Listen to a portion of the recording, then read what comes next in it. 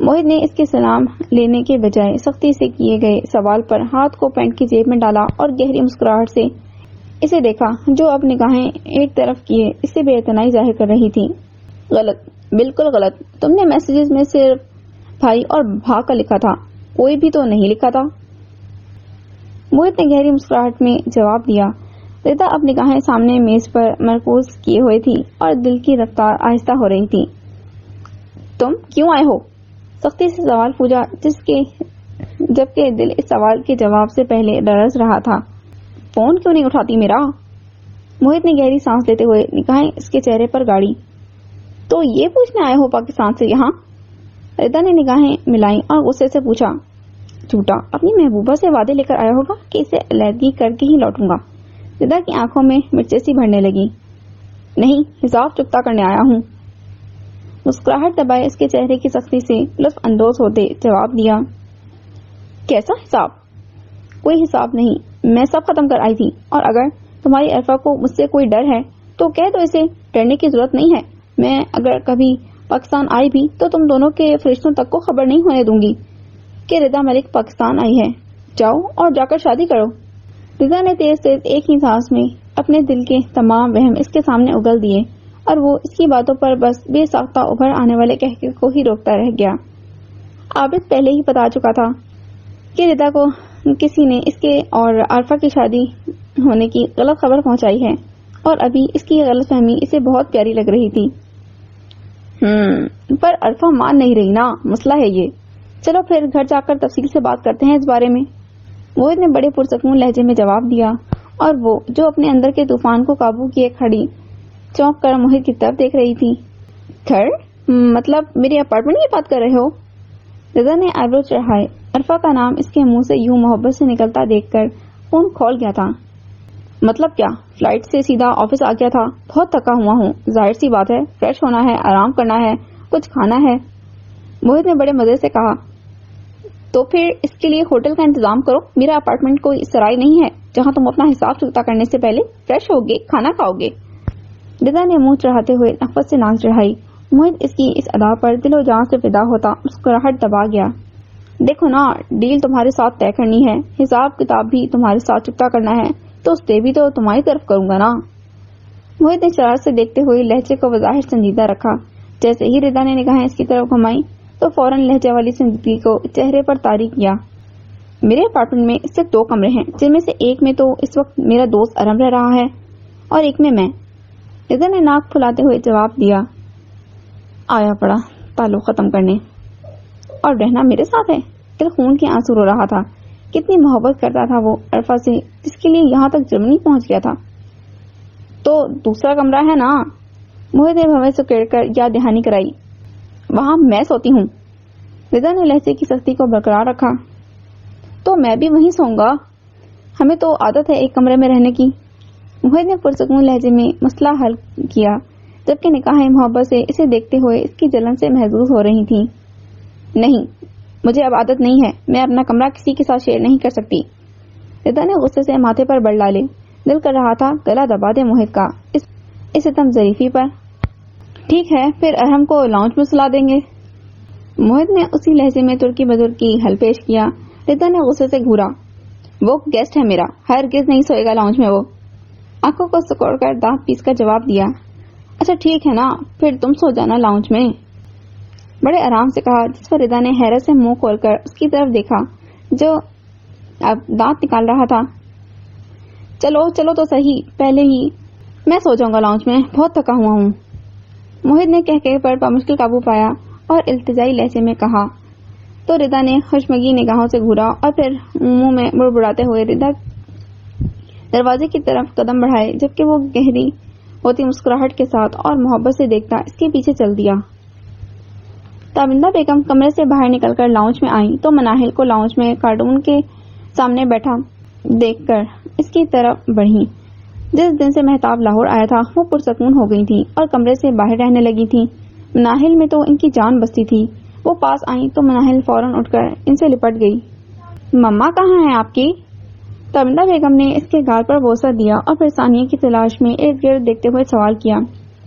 مما kitchen میں ہیں دادو۔ مناہل نے باریک سی آواز میں جواب دیا۔ کچن میں؟ تابندہ بیگم نے ماتھے پر بل ڈالے اور کچن کی طرف بڑھ گئیں۔ کچن میں داخل ہوئی تو ثانیہ چولہے کے آگے کھڑی کچھ پکا رہی تھی اور سسی بڑے مزے سے شاز کمر ٹکائے جھولتے ہوئے اس سے باتیں کر رہی تھی۔ تابندہ بیگم کے گھوڑے پر وہ گڑبڑا کر سیدھی ہوئی۔ ثانیہ بیٹا آپ کیوں کام کر رہی ہو؟ باہر آؤ، اتنے ملازم ہیں نا، وہ کریں گے کام۔ تابندہ بیگم نے محبت سے ثانیہ کو ڈپٹا۔ مما ملتان میں بھی میں ہی کچن میں کام کرتی تھی تو یہاں کیوں نہیں کر سکتی؟ ثانیہ نے مسکراتے ہوئے نرمی سے جواب دیا۔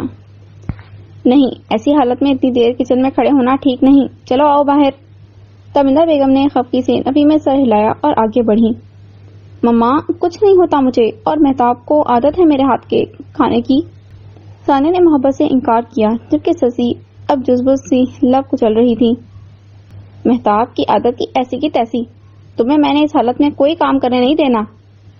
تابندہ بیگم نے خفگی سے ماتھے پر شکن ڈالے ثانیہ سے کہا اور سسی کو گھور کر ثانیہ کے ہاتھ سے چمچ لینے کا اشارہ کیا۔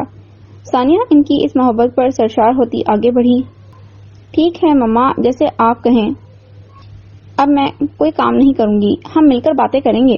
ثانیہ نے محبت سے ان کے کندھوں کو تھام کر کہا جبکہ وہ ثانیہ کے اس طرح بولنے پر خوشگوار حیرت سے منہ کھولے کھڑی تھی۔ تینوں پنجابی آندی جے؟ خوشی اور حیرت کے ملے جلے لہجے میں پوچھا۔ ثانیہ بے ساختہ کھلکھلا کر ہنس دی۔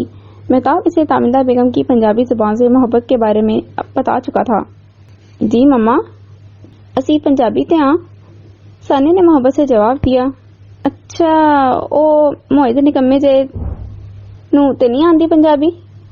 تابندہ بیگم نے ناک چڑھا کر کہا تو ثانیہ ان کی بات پر کہکا لگا گئی۔ موہے سے ان کے شکوے ختم نہیں ہوتے تھے، وہ تو اب جب ردا کو منا کر پاکستان لائے گا تبھی تابندہ بیگم اسے گلے لگائیں گی۔ ثانیہ مسکراتی ہوئی ان کے ساتھ چل دی۔ موہد ردا کے بالکل پیچھے کھڑا ارد گرد گردن گھما کر دیکھ رہا تھا اور ردا اپارٹمنٹ کا دروازہ کھول رہی تھی۔ یہ عمارت کی چھٹی منزل کی بہت لمبی چوڑی گیلری تھی جس میں اپارٹمنٹ کے دروازے دائیں بائیں دونوں اطراف میں موجود تھے۔ سفر کے دوران گاڑی میں دونوں کے درمیان بالکل خاموشی رہی تھی۔ موہد تو بار بار محبت بھری چور نگاہوں سے اس کے اس بدلے سے سراپے کو دیکھ کر سیر ہو رہا تھا، مگر وہ ان نگاہوں سے نہ آشنا ذہن کے خوف کے ساتھ لڑنے میں مصروف تھی۔ موہد اس سے خلا کا مطالبہ کرے گا، وہ کیا کہے گی، کیسے کہے گی، وہ ساری باتیں ذہن میں ترتیب دے رہی تھی۔ ردا نے اپارٹمنٹ کا دروازہ کھولا اور موہد کو اندر آنے کا کہا۔ بنا بے روحی سے آگے بڑھ گئی جبکہ وہ ستائشی نگاہوں سے ارد گرد دیکھتا ہوا اندر داخل ہوا۔ اپارٹمنٹ تو شاندار ہے، لبوں کو تھوڑا سا باہر نکالے تعریفی جملہ کہا جس سے بے نیازی برتتی ردا آگے بڑھ گئی اور دروازے سے اندر داخل ہوتے ہی چھوٹی سی لابی سے گزر کر سامنے لاؤنج تھا جس میں لگے صوفے پر ارحم ہاتھ میں باؤل پکڑے بیٹھا تھا۔ وہ کچھ کھا رہا تھا شاید، اور سامنے بڑی اسکرین پر کوئی فلم چل رہی تھی۔ موہد کو دیکھ کر اس کے ہاتھ میں پکڑا چمچہ ہوا میں ہی معلق رہ گیا اور آنکھیں پھٹنے کی حد تک کھلی رہ گئیں جبکہ موہد اس کو دیکھ کر کھولتے خون کے ساتھ اب لب نیچے اس کی طرف بڑھ رہا تھا۔ اس خبیث کے تو مزے ہی ختم نہیں ہوتے۔ موہد نے ارحم پر آنے والے غصے پر بظاہر قابو پایا اور زبردستی مسکراہٹ لبوں پر سجائی۔ اوہ یو ارحم احمد نا؟ موہد نے انگلی کا اشارہ کرتے ہوئے بڑے خوشگوار لہجے میں حیران ہوتے ہوئے ایسے پوچھا جیسے اس کی یہاں موجودگی سے پہلے واقف نہ ہو۔ ارحم اب اسی طرح حیرت سے آنکھیں اور منہ کھولے کھڑا کبھی ردا کی طرف دیکھ رہا تھا تو کبھی موہد کی طرف۔ ہیلو برو، کیسے ہو بھائی؟ موہد نے پاس آ کر ایک طرف سے اسے ساتھ لگایا اور اس کی پینٹ پر زوردار تھپکی نما جھاپڑ رسید کیا کہ وہ ہل کر رہ گیا۔ ٹھیک ہوں، چھوٹی سی آواز میں جواب دیا اور ایک طرف پریشان حال خود سے الجھتی ردا کی طرف سوالیہ نگاہوں سے گھورا جو اس کی گھوری کے جواب میں بس ناک چڑھا کر رہ گئی۔ کھاؤ کھاؤ یار، سوری تمہیں ڈسٹرب کیا۔ موہد نے پھر سے اسے کندھے پر زور کی تھپکی دی۔ تھپکی اتنی زور کی تھی کہ وہ کندھے کو سہلانے پر مجبور ہو گیا جبکہ موہد اب مسکراتا ہوا ردا کی طرف مڑا۔ ردا مجھے ریفریش ہونا ہے، ہمارا کمرہ کون سا ہے؟ موہد نے بڑے پرسکون لہجے میں پوچھا۔ ہمارا کمرہ؟ ارحم نے بھویں سکیڑ کر اس کے ہمارا کمرے والے لفظ کو دہرایا اور حیرت سے ردا کی طرف دیکھا جو سنجیدگی سے اس کی گھوری کو بنا دیکھے موہد کو کمرے کی طرف لے جا رہی تھی۔ موہد کو کمرے میں بھیج کر وہ واپس آئی تو حیرت میں مبتلا ارحم تیزی سے اس کی طرف بڑھا۔ ارے بھائی یہ کیا چکر ہے؟ یہ کیا کرنے آیا ہے یہاں اور ہمارا کمرہ؟ ارم نے بھویں سکیڑ کر حیرت سے سوال کیا۔ اسے موہت کے تیور عجیب لگے تھے۔ تمہیں اس سے مطلب؟ ردا نے سختی سے لب نیچے ارم کو گھور کر دیکھا۔ ایک تو اس کی جان پر بنی تھی، اوپر سے یہ ارم فضول میں دماغ کھا رہا تھا۔ اوہو اب سمجھا، باہر نکالو اس کو۔ اور کتنی تکلیف دے گا تمہیں؟ منہ پر کھلا کے پیپر مارو اس کے۔ جسٹ شٹ اپ، یہ میرا اور اس کا معاملہ ہے، تم نکلو یہاں سے۔ رضا نے غصے سے گھور کر ناگواری سے کہا۔ نہیں، اب تو تمہیں اکیلا چھوڑ کر ہرگز نہیں جاؤں گا، دیکھتا ہوں کیا کرے گا، یہ سمجھتا کیا ہے خود کو؟ ارم نے سر کو زور زور سے نفی میں ہلاتے ہوئے کہا۔ رضا نے تعصب سے ارم کی طرف دیکھا۔ تم سے بات کرنا ہی بیکار ہے۔ رضا نے پیر بڑھا اور ایک طرف چل دی، جبکہ وہ بھویں چکائے موہت کے بارے میں سوچ رہا تھا۔ بالوں کو سلیقے سے بنائے وہ جب کمرے سے باہر نکلا تو رضا اور ارم سامنے صوفے پر براجمان تھے۔ رضا کا چہرہ اترا ہوا تھا، جبکہ ارم نے کنکھیوں سے اسے گھورا تھا۔ سامنے ٹی وی چل رہا تھا، جس سے رضا بالکل بے نیاز اپنی خیالوں میں گم بیٹھی تھی۔ موہت شرٹ کے کپ فولڈ کرتا ہوا آہستگی سے چلتا کچن کی طرف بڑھ گیا۔ کچن کے کیبن میں لگی چیزوں کو بغور دیکھ کر وہ صرف کافی کا جار نکالنے میں کامیاب ہوا تھا۔ وہ ساس پین کی تلاش میں ارد گرد دیکھ رہا تھا جب رضا سپاٹ چہرے کے ساتھ پیچھے آ کر کھڑی ہوئی۔ اپنے عقب میں وہ کسی کی موجودگی محسوس کر چکا تھا۔ کافی بنانی تھی مجھے۔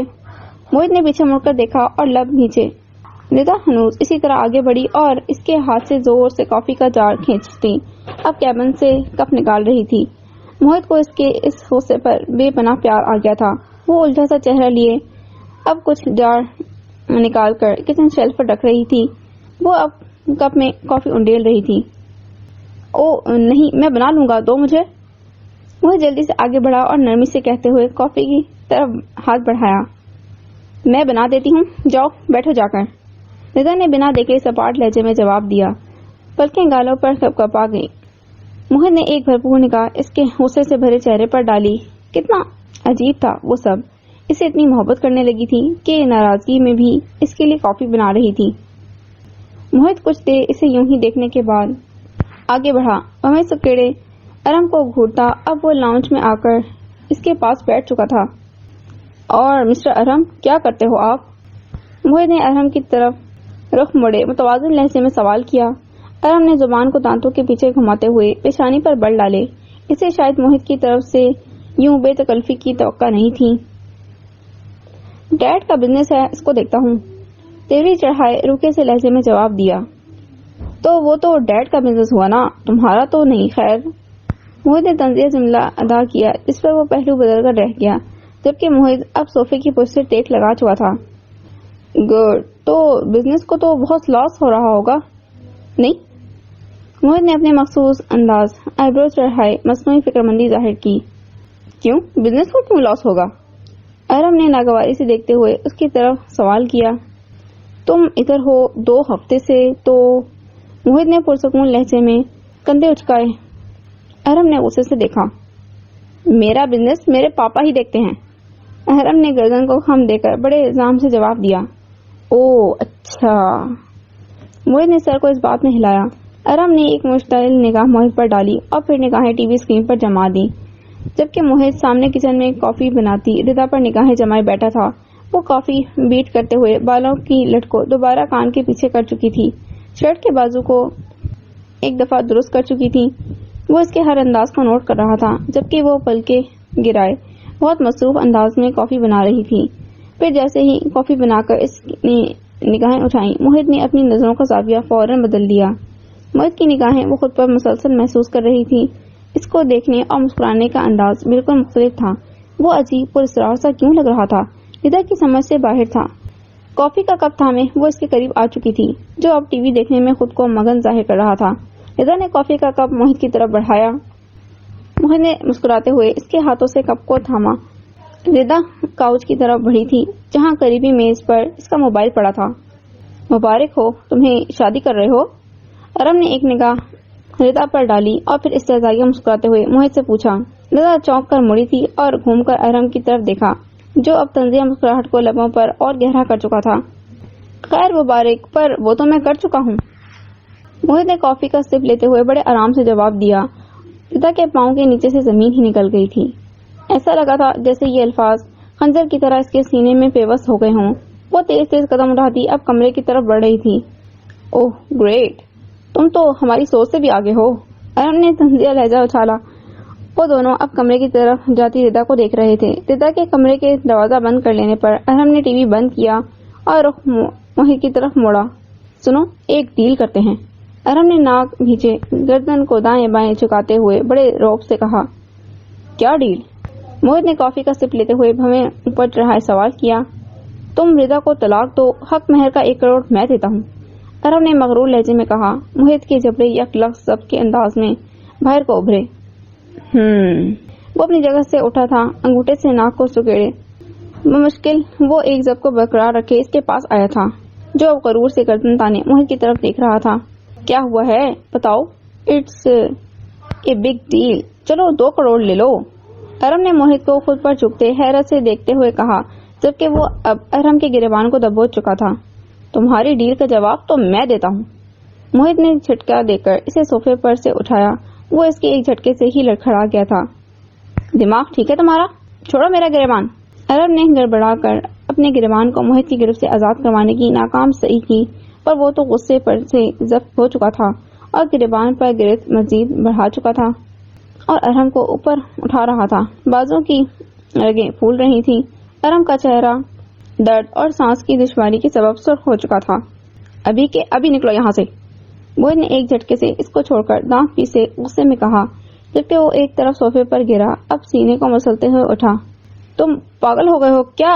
ردا، ردا، ارم نے بوکھلاہٹ میں دروازے کی طرف دیکھتے ہوئے ردا کو پکارا۔ وہ شاید پہلے ہی شور سن کر دروازے تک پہنچ چکی تھی اور تقریباً بھاگتے ہوئے اس طرف آ رہی تھی جہاں وہ دونوں ایک دوسرے کے ساتھ اب گتھم گتھا ہوئے تھے۔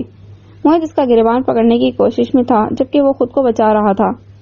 موہت چھوڑو اسے، یہ سب کیا ہو رہا ہے؟ ردا نے موہت کے کندھے کو پکڑ کر پیچھے کرتے ہوئے کہا، آواز حیرت میں ڈوبی ہوئی تھی۔ نکالو اسے ابھی کے ابھی باہر، میں اسے یہاں مزید برداشت نہیں کر سکتا، موہت نے سرخ چہرے کے ساتھ ردا کی طرف رخ موڑے کہا۔ ارم نے موہت کے ہاتھ کو زور سے جھٹکا اور نک کر آگے ہوا۔ پاگل ہو کیا تم؟ نکلو گھر سے، ردا یہ انسان تمہیں اور کتنا ہرٹ کرے گا؟ بولو، دوسری شادی کر چکا ہے اور اب دھڑلے سے تمہیں یہاں خلا لینے کا کہنے آیا ہے۔ ارم چیختا ہوا ایک طرف ہوا۔ ردا نے اس بات پر لب نیچے، تمہیں اس سب سے کیا؟ یہ میرا اور میری بیوی کا معاملہ ہے، نکلو میرے گھر سے۔ موہت نے ایک جھٹکے سے دوبارہ اس کا رخ اپنی طرف موڑا تھا جو اب ردا کے سامنے کھڑا تھا۔ ردا ایک دم سے موہت کی طرف مڑی تھی۔ یہ تمہارا گھر نہیں ہے، میرا گھر ہے اور ارم کہیں نہیں جائے گا، ردا نے گلا پھاڑتے ہوئے موہت کی آنکھوں میں آنکھیں ڈال کر کہا۔ ارم کے لبوں پر استہزائی مسکراہٹ نے گھیراؤ کیا۔ ردا اس کو نکالو یہاں سے اسی وقت، موہت نے غصے میں ارم کی مسکراہٹ کو دیکھتے ہوئے کہا اور پھر جھپٹ پڑا اس پر۔ ارم برابر اسے لڑتا رہا۔ شٹ اپ، بس کرو تم دونوں، ردا نے سر کو دونوں ہاتھوں میں پکڑ کر چیختے ہوئے آواز کو اتنا اونچا رکھا جتنا وہ رکھ سکتی تھی۔ موہت اور ارم ایک دم سے اس کے اتنا اونچا چیخنے پر اس کی طرف متوجہ ہوئے۔ ردا، میں نے اس سے کہا مجھ سے 1 کروڑ لو اور ردا کو طلاق دو، آگے سے کہتا ہے 3 کروڑ دو تب دوں گا طلاق۔ ارم نے ردا کی طرف دیکھتے ہوئے غصے میں لال چہرے کے ساتھ جھوٹ بولا، جبکہ لبوں پر ایک خباثت بھری مسکراہٹ تھی جسے وہ دبا رہا تھا۔ کیا؟ ابے تیری تو، وہ میری بیوی ہے، تو اگر 10 کروڑ بھی دے گا تو بھی میں اسے نہیں چھوڑوں گا، سمجھا؟ موہت اچھل کر پھر سے اس کا گریبان تھام چکا تھا اور وہ جو سفید لٹھے کی مانند چہرے کے ساتھ کھڑی تھی، اس کے قدم پیچھے کے رخ کو ہی کمرے کی طرف بڑھ رہے تھے۔ موہت نے ارم کے منہ پر گھسے جڑتے ہوئے گردن موڑ کر فکر مندی سے ردا کی طرف دیکھا جو بدحواس سی اب کمرے کے اندر داخل ہو چکی تھی۔ موہت تقریباً بھاگتا ہوا جب تک دروازے تک پہنچا وہ دروازہ بند کر چکی تھی۔ ردا لسن، ردا بکواس کر رہا ہے یہ سب، میری بات تو سنو، ردا، موہت نے دروازہ زور سے بجاتے ہوئے کہا۔ ردا میری بات سنو، ایک دفعہ اوپن دا ڈور، ردا میں نے کوئی شادی وادی نہیں کی، are you listen to me? Mohit نے دروازے پر بارہا دستک دی پر کوئی جواب نہیں آیا۔ جیسے ہی اس نے رخ پھر سے ارم کی طرف موڑا، ارم تقریباً بھاگتا ہوا دوسرے کمرے کی طرف بڑھا اور موہت کو دیکھتے ہی دیکھتے وہ بھی کمرے میں بند ہو چکا تھا اور وہ پھر سے دروازے پر دستک دینے لگا، پر وہ تو جیسے سن ہی نہیں رہی تھی۔ موہت کی دروازے پر بار بار دستک اب بند ہو چکی تھی۔ وہ گھٹنوں میں منہ دیے بیٹھی تھی۔ وہ اتنا گھٹیا بھی ہو سکتا ہے کہ وہ ارم سے کہے گا کہ 3 کروڑ دو میں طلاق دوں گا؟ دل گھٹی گھٹی سی چیخیں مارنے لگا تھا اور آنسو گال سے لڑک رہے تھے۔ اتنی تکلیف آج سے پہلے کبھی بھی نہیں ہوئی تھی. اتنا گہرا سناٹا ہے جیسے کوئی بول رہا ہے. اے انکار کے لہجے والے، میں نے تجھ سے کیا مانگا ہے؟ باہم موت کا وعدہ چھوڑو، کون کسی کے ساتھ جیا ہے؟ توڑنے والے کیا توڑے گا؟ تیرا میرا رشتہ کیا ہے؟ پیڑ تیمم کرنے کو ہیں، وقت نماز استسقاء ہے. کھلتے پھول اور کھلتے بچے دیکھ کے کتنا ڈر لگتا ہے. سارے جگ کی خیر ہو یا رب، کتنے زور سے دل دھڑکا ہے. دردوں نے تو زندہ رکھا، بے دردوں نے مار دیا ہے. کیسا کمسن درد ہے میرا، آدھی رات کو جاگ اٹھا ہے. یاد آتا ہے کم کم لیکن یاد آئے تو دل دکھتا ہے. الف لام اور میم نے مل کر کیسا علم تخلیق کیا ہے. اے مجھ سے نہ ملنے والے، میں نے خود کو چھوڑ دیا ہے. اس نے کیا توقیر کمائی جو رسوائی سے ڈرتا ہے.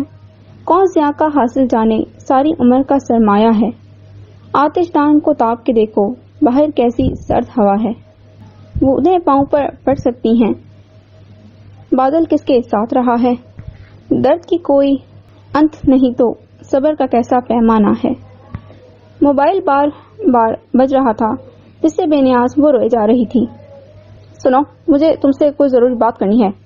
وہ زمین پر لگے بستر پر کور بدل رہا تھا جب سامنے صوفے کے کنارے پر ہاتھ میں چائے کا کپ لیے ردا کو بیٹھا پایا.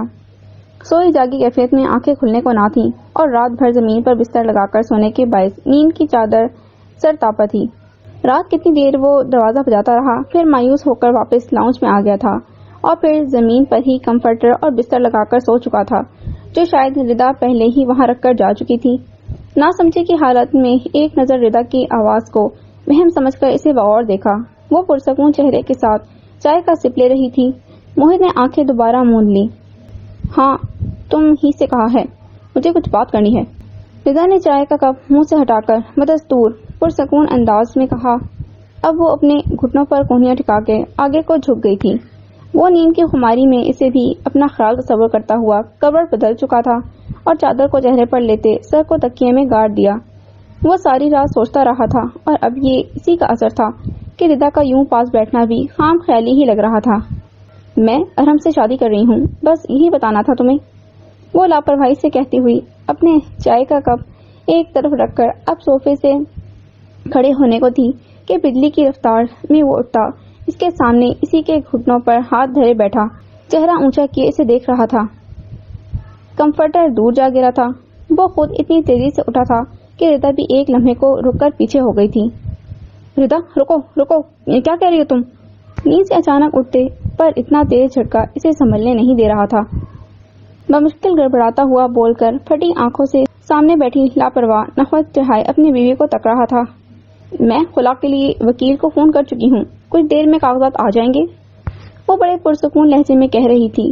یہ صبح جسے وہ خوبصورت بنانے کے ساتھ ساتھ دن بھر کے معاملات کے لیے کئی منصوبے رات بھر تیار کرتا رہا تھا، اس کے لیے ایک ملال کی آندھی لیتی آئی تھی.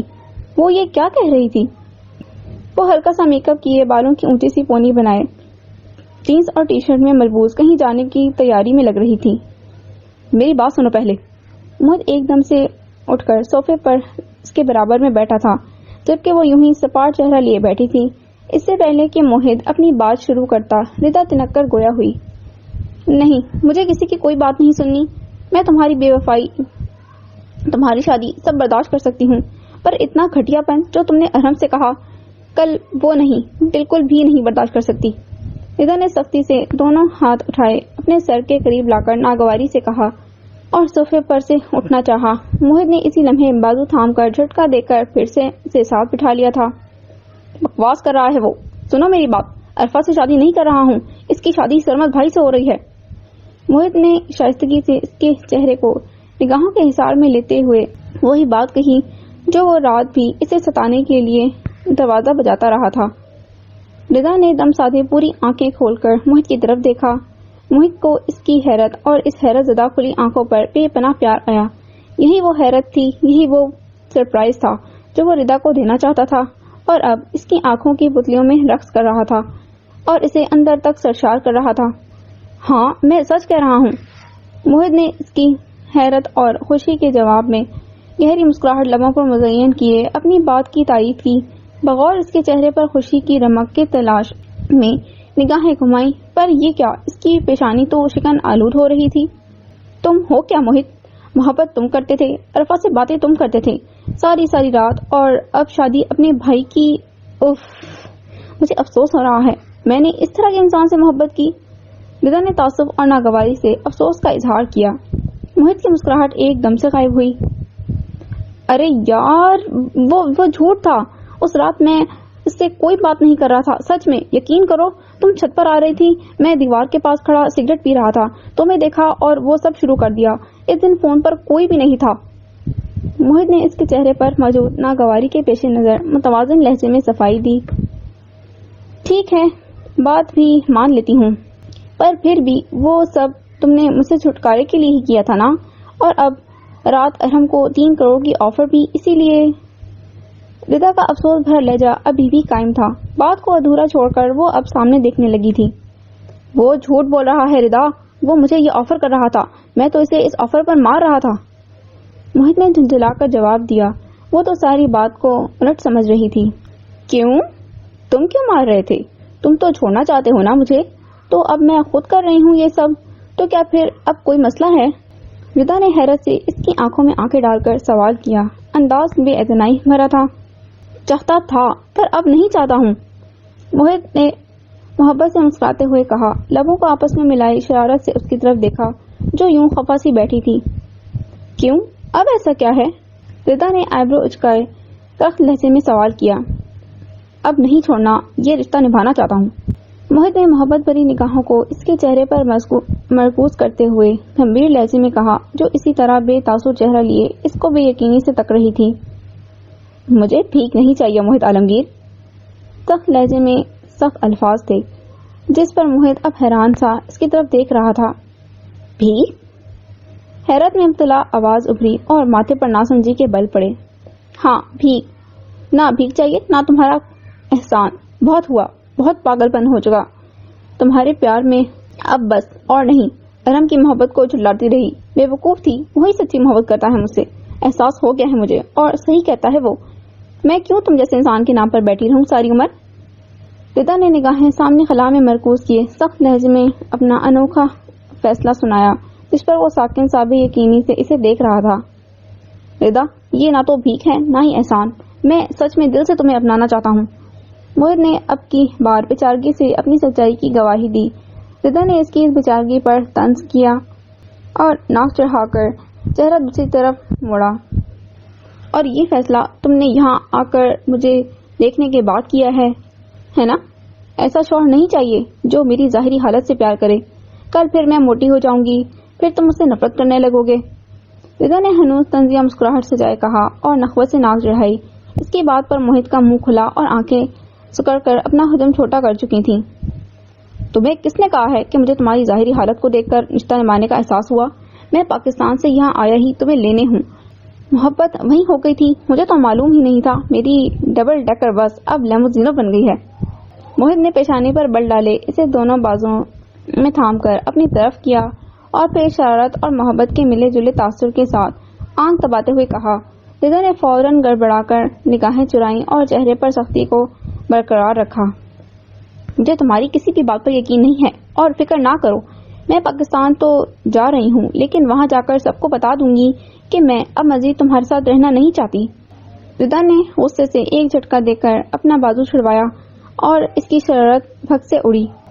تم ایسا نہیں کر سکتی، تم محبت کرتی ہو مجھ سے، اور ابھی پرسوں تو میری برتھ ڈے کا گفٹ بھی بھیجا مجھے۔ موہت نے ایک دم سے اس کے سامنے کھڑے ہو کر اس کی بات سے انکار کرتے ہوئے پھر سے مسکرا کر دیکھا۔ کون سی محبت؟ رضا نے حیرت سے اس کی آنکھوں میں آنکھیں ڈالی جو اب بڑے اعتماد سے اس کو تک رہا تھا۔ تکتا بھی کیوں نہ، رضا نے ٹوٹ کر چاہا تھا۔ او اچھا، اس محبت کی بات تو نہیں کر رہے جو کل شام تک مجھے تمہارے ساتھ تھی؟ وہ محبت تو رات میں آنسوؤں میں بہا چکی ہوں۔ رضا نے بڑے انداز میں کندھے اچکائے پرسکون لہجے میں جواب دیا۔ موہت نے حیرت سے دیکھا، مسکراہٹ آہستہ آہستہ غائب ہو کر اب پریشانی جیسے تاثر لے رہی تھی۔ رضا ملک ایسے ہی ہے موہت عالمگیر، اگر محبت کی تو بہت شدید کی، اور جب ختم ہونے پر آئے تو لمحہ بھر بھی نہیں لگتا، پر اس محبت کو تو میں 4 ماہ سے نوچ کر خود سے الگ کر رہی تھی۔ رات کچھ ذرے باقی بچے تھے وہ بھی نوچ کر الگ کر دیے۔ میں اب تم سے نہ تو محبت کرتی ہوں اور نہ ہی نفرت. کھیل ختم. موہت تم بھی خوش میں بھی خوش. رضا نے موہت کی آنکھوں میں آنکھیں ڈال کے کہا اور پھر کمرے کا دروازہ کھلنے کی آواز پر گردن موڑ کر آواز کے تعاقب میں دیکھا. موہت نے بھی روبوٹ کی طرح نگاہیں گھمائیں. ارحم پوری تیاری کے ساتھ کھڑا مسکرا رہا تھا. موہت نے بھی دم بخود اس کی طرف دیکھا. ارحم کے لبوں پر فاتحانہ مسکراہٹ تھی. ارحم ہو گئے تیار؟ چلو خلا کے پیپرز ریڈی ہیں. لائر فون کر چکا ہے, لے کر آتے ہیں. موہت کو زیادہ ویٹ نہیں کروانا چاہیے. ردا مسکراتی ہوئی ارحم کی طرف بڑھی. ردا ایک منٹ, تم اس کی باتوں میں کیسے آ سکتی ہو, اور اگر آ چکی ہو تو یہ سب غلط کر رہی ہو. موہت نے اچک کر ردا کے بازو کو تھاما تھا. اس کے ارحم کی طرف بڑھتے قدم ٹگمگائے تھے. موہت کے چہرے پر اب جا کر سنجیدگی آئی تھی. موہت میں اس کی باتوں میں بالکل نہیں آئی. اگر ایسا ہوتا تو 2 ہفتے پہلے ہی آ چکی ہوتی. میں صرف اپنے دل کی باتوں میں آتی ہوں. اب چھوڑو میرا بازو, ہمیں جانا ہے. ردا نے دانت پیستے ہوئے جواب دیا اور زور سے اپنا بازو موہت کی گرفت سے آزاد کیا. ارحم نے استہزائیہ مسکراہٹ سجائے کوٹ کو جھٹکا دیا اور فتح کا جھنڈا لہراتے ردا کے ساتھ قدم دروازے کی طرف بڑھا دیے, جبکہ موہت اب کمر پر ہاتھ دھرے, لب بھیجے, پیشانی پر بل ڈالے کھڑا تھا. اس کا سرپرائز اسی پر الٹا پڑ گیا تھا. سوچا تھا پہلے ردا کو تنگ کرے گا, پھر اظہار محبت کر کے اسے حیران کر دے گا, پر یہ کیا, یہاں تو اس کے دل سے محبت ہی ختم کر بیٹھا تھا اس چکر میں. اور وہ ٹھہری بلا کی ضدی. اب کیسے یقین دلاؤں کہ سچ میں اس سے محبت کر بیٹھا ہے. گاڑی ایک عالیشان کیفے کے سامنے پارکنگ ایریا میں رکی تھی. ردا کے ساتھ بیٹھے ارحم نے حیرت سے سامنے کیفے اور پھر ردا کی طرف دیکھا جو بھرپور مسکراہٹ کے ساتھ اب گاڑی کو پارکنگ میں لگا رہی تھی. ردا یہ کہاں آ گئے ہم, ہمیں تو وکیل کے پاس جانا تھا نا. ارحم نے حیرانگی سے کہتے ہوئے ایک نگاہ ردا پر ڈالی اور پھر ماتھے پر بل ڈالے بغور باہر کیفے کے پارکنگ ایریا کو ایسے دیکھا جیسے ابھی بھی غور کر رہا ہو کہ وہ درست سمجھ رہا ہے کہ نہیں. نہیں, وکیل کے پاس نہیں جانا, یہیں آنا تھا, اترو. ردا نے سن گلاسز بالوں پر چڑھا کر شرارت سے مسکراتے ہوئے ارحم کو کہا اور خود نیچے اتری. مطلب میں سمجھا نہیں, تم تو. ارحم نے ہنوز حیرت سے سوال کیا. وہ ابھی بھی گاڑی میں ہی بیٹھا تھا. سمجھاتی ہوں, آ جاؤ. ردا نے گاڑی کی کھڑکی میں ہاتھ اوپر نیچے دھر کر اس پر تھوڑی اٹھائے, چہرہ اندر کیا اور اسے ہاتھ سے اشارہ کرتے ہوئے وہ اب کیفے کی طرف جا رہی تھی. ارحم پیشانی پر بل ڈالے گاڑی سے اترا اور اس کے پیچھے چل دیا.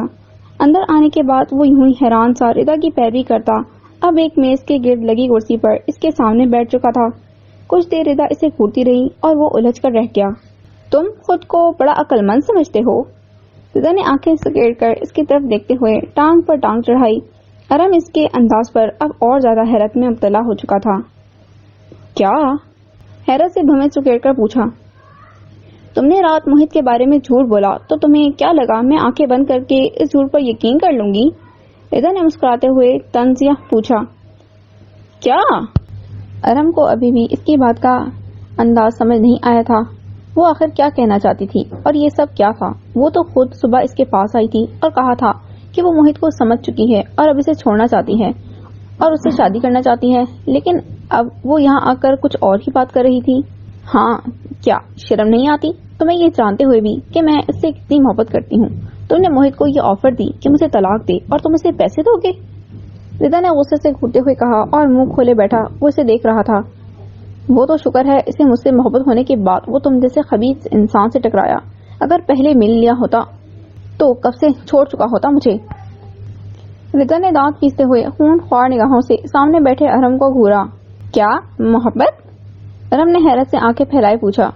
ہاں محبت, وہ مجھ سے محبت کرتا ہے اور یہاں مجھے لینے آیا ہے. ردا کے لبوں پر ایک دم سے دلکش مسکراہٹ سجی تھی, وہی مسکراہٹ جو دل پر گدگدی ہونے کے باعث لبوں پر سج کے چہرے کے پٹے کھینچ دیتی تھی. آنکھوں میں انوکھی سی چمک ابھری تھی. رات ملک جہاں زیب کے فون اور ان کی باتوں اور پھر ثانیہ کے انکشاف پر وہ تو مجسم ہو گئی تھی. ایسی مجسم جس کو اپنی قسمت پر یقین نہ ہو کہ اس کی محبت میں کیا اتنی طاقت تھی کہ موہت کے دل کی دنیا ہی بدل گئی تھی. اور پھر اس نے عابد کو فون کیا اور اس نے موہت کے تڑپ کے ایسے ایسے قصے سنائے کہ ردا کو اپنے کانوں پر یقین نہیں آیا. موہت کا ارحم کو پیٹنا اور کہنا کہ یہ میری بیوی ہے, یہ الفاظ تو پہلے ہی کھٹک رہے تھے. اسے پر اب سب کی باتیں سن کر تو وہ ششدر تھی۔ موہت عالمگیر جو کل تک اسے نفرت کے دعوے کرتا تھا، آج اس کی محبت میں اس کے پیچھے اسے لینے جرمنی پہنچ گیا تھا۔ ثانیہ کی زبانی اس کی وافدگی سن کر وہ حیران ہی رہتی اگر صبح موہت کی طرف کو خود اپنی آنکھوں سے نہ دیکھ لیتی۔ رات کو سب سے باتیں کرنے کے بعد وہ جب حیران سی باہر آئی تو وہ بے خبر سو رہا تھا اور ردا اس کے سامنے صوفے پر بیٹھی اسے گھنٹوں تکتی رہی۔ وہ معصوم بچے کی طرح زمین پر سو رہا تھا۔ وہ آنکھوں میں خوشی کے آنسو لیے بیٹھی تھی کہ اس سے اتنی محبت کرنے لگا ہے وہ، اور اس کے لیے یہاں آیا ہے اور یہ سب کر رہا ہے۔ تقریباً 2 گھنٹے وہ مسلسل دروازہ پیٹتا رہا، منتیں کرتا رہا۔ کیا اتنا پیار ہو گیا تھا اس کو؟ ردا نے اپنے چہرے کو بے یقینی سے اپنے ہاتھوں میں لیا تھا اور پھر وہ رو رہی تھی۔ یوں ہی بیٹھی اس کو سوتے ہوئے دیکھ کر دل چاہا اسے اٹھائے اور پھر کہے، موہت مجھے اپنی قسمت پر یقین نہیں، مجھے یقین دلاؤ۔ پھر اچانک خیال آیا کہ کیا اس کی دی گئی ساری تکلیفوں کو اتنی آسانی سے معاف کر دے گی؟ نہیں، بالکل نہیں۔ تھوڑا سا تو احساس اسے بھی ہو کہ کیا ہوتا ہے جب کوئی ایک پیار کرنے والے کے احساسات کو اس کا ناٹک کہتا ہے اور اس کو فقط وقتی جذبہ کہتا ہے۔ اور اسی سوچ کے زیر اثر اب اس نے یہ سارا ڈرامہ رچایا تھا اور اس وقت ارم حیرت میں اچھل پڑا تھا یہ سن کر، ردا پاگل کسی اور کو بنانا، وہ اور تم سے محبت، الو بنا رہا ہے ابھی بھی تمہیں۔ ردا وہ نہیں کرتا تم سے محبت، لکھوا لے مجھ سے۔ ارم نے ناک چڑھائے حقارت سے کہا، الو تم بنا رہے ہو اتنے سال سے مجھے، تم کیا سمجھتے ہو کہ مجھے معلوم نہیں تمہارے ان 111 افیئرز کے بارے میں جو تم مجھ سے محبت کا اظہار کرنے کے بعد بھی چلا چکے ہو؟ ردا نے لبوں کو اور آنکھوں کو ایک ساتھ سکوڑ کر سر ہلاتے ہوئے ارم سے کہا، ردا وہ افیئر سے محبت صرف تم سے ہی ہے، آئی سویئر۔ ارم نے بچارگی سے گردن کی گلٹی کو تھام کر کہا، بکواس بند کرو اپنی، اور اب یہ بھوت سر سے اتار کر میرا ساتھ دو سیدھے طریقے سے۔ ردا نے میز پر زور سے ہاتھ مارا۔ کیسا ساتھ؟ ارم نے گڑبڑا کر چہرہ پیچھے کرتے ہوئے سوال کیا۔ موہت سے سارے بدلے لینے کا ساتھ؟ ردا نے شرارت سے آگے آئی پونی کو جھٹکا دے کر پیچھے کیا۔ تم پاگل واگل ہو کیا؟ ارم نے آنکھیں پوری کھولی اور بازو میز پر دھر کر آگے ہوا۔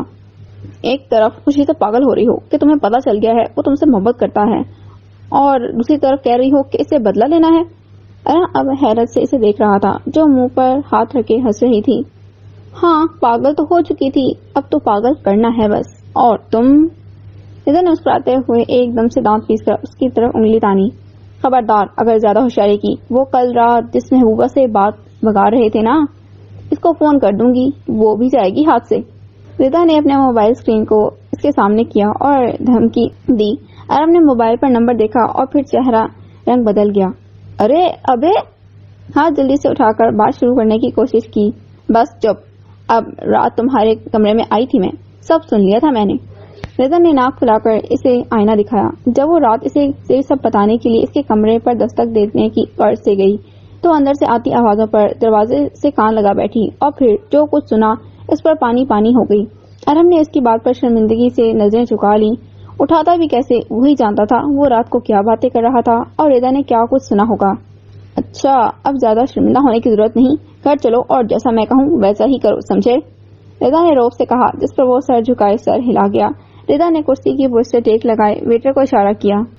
فون کان سے لگائے دائیں بائیں ہاتھ سے گردن کی برش کو تھامے وہ متحش سا لاؤنج میں لگے صوفے پر بیٹھا تھا، چکن آلودہ ٹی شرٹ اور ٹراؤزر میں مربوط، صبح سے کچھ کھائے پیے بنا مسلسل ردا کا انتظار کر رہا تھا۔ موہت بھائی وہ میری کوئی بات نہیں سن رہی ہے، ایکچولی وہ فیصلہ کر چکی ہے اور جب وہ کسی بات پر اڑ جائے تو ایسے ہی کرتی ہے۔ فون کے دوسری طرف سے عابد پریشان کن آواز میں بولا، ردا کو ارحم کے ساتھ گئے 6 گھنٹے ہو چکے تھے اور وہ یہاں اپارٹمنٹ میں اکیلا بیٹھا گاروں پر لوٹ رہا تھا۔ اس کو بار بار فون کر رہا تھا جو وہ مسلسل منقطع کر رہی تھی۔ کچھ دیر پہلے اس نے عابد سے کہا تھا کہ وہ ردا سے رابطہ کرے اور اس کو سمجھائے کہ یہ بیوقوفی مت کرے، ارحم کی بات پر یقین مت کرے، لیکن اب عابد بتا رہا تھا کہ وہ کسی کی بھی بات سننے کو تیار نہیں ہے۔ تو یہ تو سراسر غلط ہے، وہ مجھ سے ایک دم سے اتنا بیزار کیسے ہو سکتی ہے؟ موہت نے الجھے سے لہجے میں اپنی الجھن بیان کی۔ ردا کا یہ رویہ اس کی سوچ سے بالکل برعکس تھا۔ وہ کیا سوچ کر آیا تھا اور یہاں محترمہ پھر سے اپنے پہلے والے رویے پر لوٹ کر اس کی بینڈ بجانے پر تل گئی تھی۔ موہت بھائی ایک دم سے تو نہیں، 4 ماہ ہو گئے ہیں، آپ شاید بھول رہے ہیں۔ عابد کے معنی خیز لہجے پر وہ خاموش ہو گیا۔ دوسری طرف عابد بھی وہ بالکل خاموش رہا۔ موہت نے گہری سانس خارج کی۔ تو یقین تو اسے کرنا ہی ہوگا میری بات کا۔ چلو میں دیکھتا ہوں اب مجھے کیا کرنا ہے، پر اب یہ سب ختم نہیں ہوگا، موہت نے پرعزم لہجے میں کہہ کر فون بند کیا اور پھر ٹیرس کی طرف قدم بڑھا دیے۔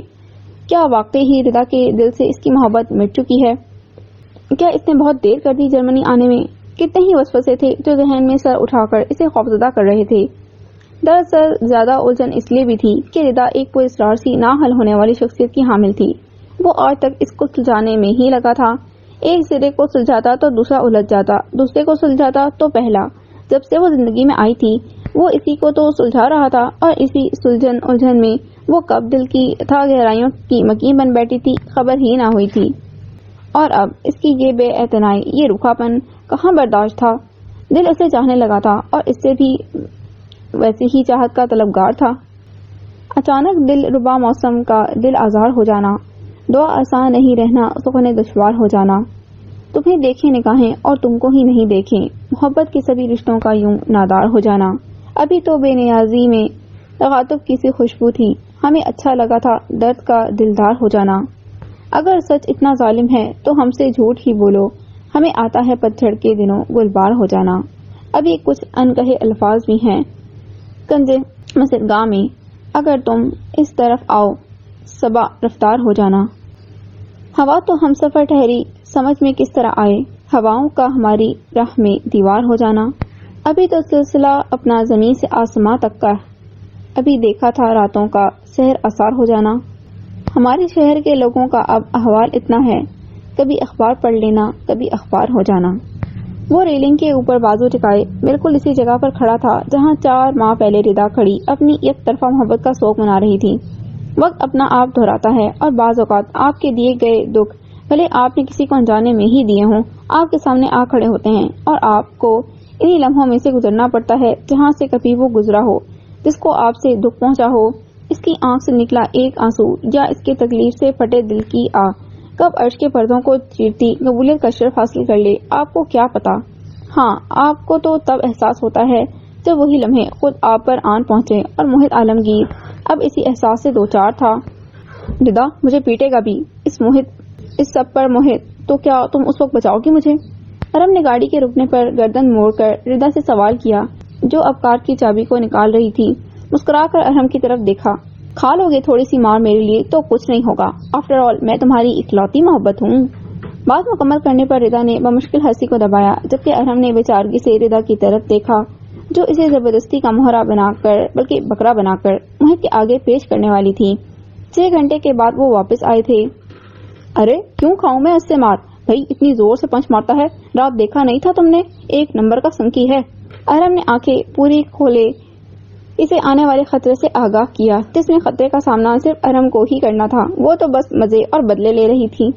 ٹھیک ہے پھر، اس سے نہیں مار کھانی تو مجھ سے کھا لینا۔ شرافت سے اترو نیچے اور جیسا سمجھایا ہے ویسا ہی کرنا، سمجھے؟ ردا نے ناک بھیجے دھمکی آمیز لہجے میں کہا اور خود کار سے نیچے اتر گئی۔ شاپنگ بیگ کار سے نکالے اور قدم لفٹ کی طرف بڑھا دیے۔ ارم بھی بےچارگی سے اس کے پیچھے چل دیا۔ اپارٹمنٹ کا دروازہ کھلنے کی آواز پر موہت نے ٹیرس کی ریلنگ پر سے بازو اٹھائے اور لاؤنج کی طرف قدم بڑھا دیے۔ یقیناً ردا اور ارم واپس آ گئے تھے۔ اوف ارم تم بھی نہ بس۔ ردا ارم کی کسی بات پر کہکا لگاتی ہوئی لابی سے آگے لاؤنج میں داخل ہو رہی تھی۔ دونوں چہک رہے تھے۔ موہت نے ناک پھلائے غصے سے گھورا تو دونوں کے قدم لاؤنج میں ہی تھم گئے۔ ردا نے کنکھیوں سے موہت کا جائزہ لیا، تیر سیدھا نشانے پر لگا تھا۔ جناب مجنوں جیسے حلیے میں کھڑے، بکھرے بال، شکن زدہ لباس، تھکی سی آنکھیں، ماتھے پر پرسوچ وسوسوں کی بنتی لکیریں۔ ردا نے شاپنگ بیگز کاؤچ پہ رکھے اور سینے پر ہاتھ باندھے، موہت کی گھورتی آنکھوں میں آنکھیں ڈال کر کھڑی ہوئی۔ ارم خلا کے پیپرز دو موہت کو۔ بڑے باروب لہجے میں ارم کو حکم دیا جو اب ہاتھ میں پکڑے لفافے کو لے کر موہت کی طرف بڑھ رہا تھا جن میں کاغذات کے نام پر فقط سفید اوراق تھے۔ کون سے خلا اور کون سے پیپر؟ تم مجھے نہیں چھوڑ رہی، سمجھی؟ تم یہ سب جو کر رہی ہو غلط ہے۔ موہت نے غصے سے لب نیچے کہا۔ ارم لفافہ موہت کی طرف بڑھائے ہوئے تھا جسے موہت نے تھامنا گوارا نہیں کیا تو ارم اسے وہیں میز پر موہت کے پاس رکھ کر خود چند قدم کی دوری پر کھڑا ہو چکا تھا۔ غلط تو ہمیشہ سے کرتی آئی ہوں میں، یہ کون سی نئی بات ہے؟ رضا نے کندھے اچکائے پرسکون لہجے میں کہا۔ سن گلاسز اتار کر ہاتھ میں گھمائے۔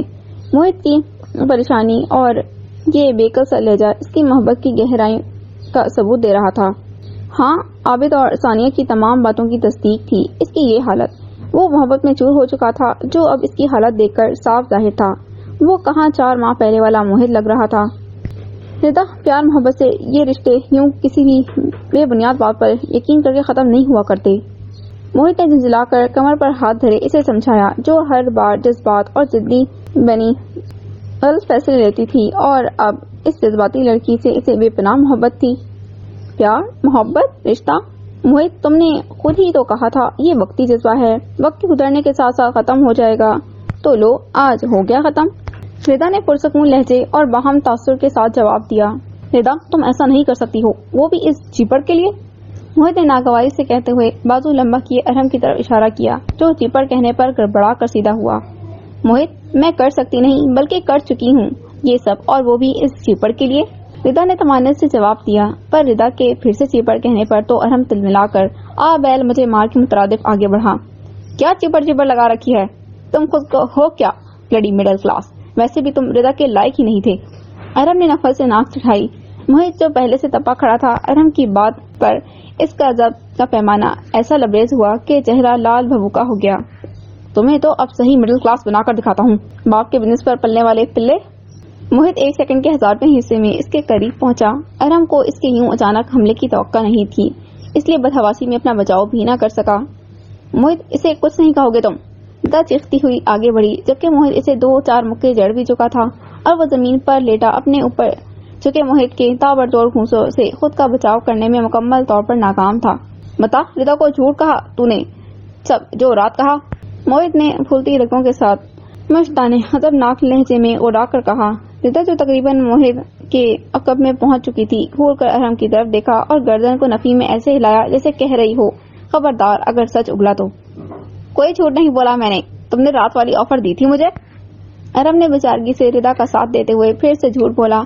کرتا بھی کیا، موہت سے بچنے کے لیے اگر سچ بولتا تو ردا کا ساتھ نہ دینے پر اسے مار کھاتا۔ اب تو دل میں خود کو ہی کوس رہا تھا کہ وہ کیوں 2 پاگلوں میں پھنس گیا ہے۔ ردا مسکرا دی، پھر ارحم کی غیر ہوتی حالت کے باعث جلدی سے آگے بڑھی۔ موہت، سٹاپ اٹ، کھلا کے پیپرز لو اور جاؤ۔ ردا نے موہت کو کندھے سے پکڑ کر جھنجھوڑا، جو ارحم کو پھر سے ڈک پر ڈک جڑ رہا تھا۔ ردا کے جھنجھوڑنے پر ایک دم سے ارحم کو چھوڑ کر ردا کی طرف مڑا، پھر گھور کر کچھ دور پڑے لفافے کی طرف دیکھا اور تیز تیز قدم اٹھاتا میز کی طرف بڑھا۔ لفافہ دائیں ہاتھ میں اٹھایا۔ پھاڑ میں گئی کھلا، پاکستان چلو گی تم میرے ساتھ، سب انتظار کر رہے ہیں ہمارا۔ لفافے کے 2 ٹکڑے کیے لب بھینچے گردن کو دائیں بائیں جھٹکے دے کر روب سے کہا۔ ردا نے حیرت سے منہ کھولا اور پھر آنکھیں سکیڑی۔ نہیں جاؤں گی، گردن کو غرور سے خم دیا۔ وہ جانتی تھی یہ پیپر وہ بنا دیکھے ہی پھاڑے گا اگر اسے سچی محبت کرتا ہے تو، اور ایسا ہی ہوا تھا۔ دل بلیوں اچھلنے لگا تھا۔ تمہارے تو اچھے بھی جائیں گے۔ موہت دفتن آگے بڑھا اور پھر ایک جھٹکے سے وہ ردا کو اپنے بازو پر اٹھا چکا تھا۔ پھر اس رد عمل کی اسے بالکل بھی توقع نہیں تھی۔ ردا کی پوری آنکھیں کھل گئی تھیں اور ارحم بھی ایک جھٹکے سے فرش پر سے اٹھا تھا۔ موہت تو ساری گیم ہی الٹ چکا تھا۔ موہت! حیرت سے چیخ ہی تو نکلی تھی اس کی، جبکہ وہ لمبے ڈگ بھرتا اب کمرے کی طرف بڑھ رہا تھا۔ تم ایسے نہیں مانو گی، دکھاتا ہوں تمہیں۔ موہت اس کی ٹانگوں کو قابو کرتا ہوا تیزی سے کمرے میں پہنچا اور پھر جاتے ہی ارحم کے پہنچنے سے پہلے وہ گھوم کر دروازہ لاک کر چکا تھا۔ ارحم اب دروازہ بجا رہا تھا۔ موہت نے ردا کو نیچے اتارا اور اس کے حملے سے پہلے ہی بازو کلائیوں سے تھام لیے۔ ہاں، اب بتاؤ مسئلہ کیا ہے تمہارے ساتھ؟ اس کی مسلسل کلائی چھڑوانے کی صحیح کو ناکام کرتے ہوئے قریب ہوا نگاہیں اس کے خفت سے چہرے کا طواف کر رہی تھیں۔ مسئلے سب ختم ہوئے موہت عالمگیر، اور ساتھ ساتھ ہمارا رشتہ بھی۔ ردا نے نگاہیں چراتے ہوئے لہجے کی سختی کو برقرار رکھا۔ موہت کا یوں مخمور سی نگاہوں سے گھومنا دل کے تار چھیڑ گیا تھا، اور کچھ عجیب سا احساس تھا جو رگوں میں دوڑنے لگا تھا۔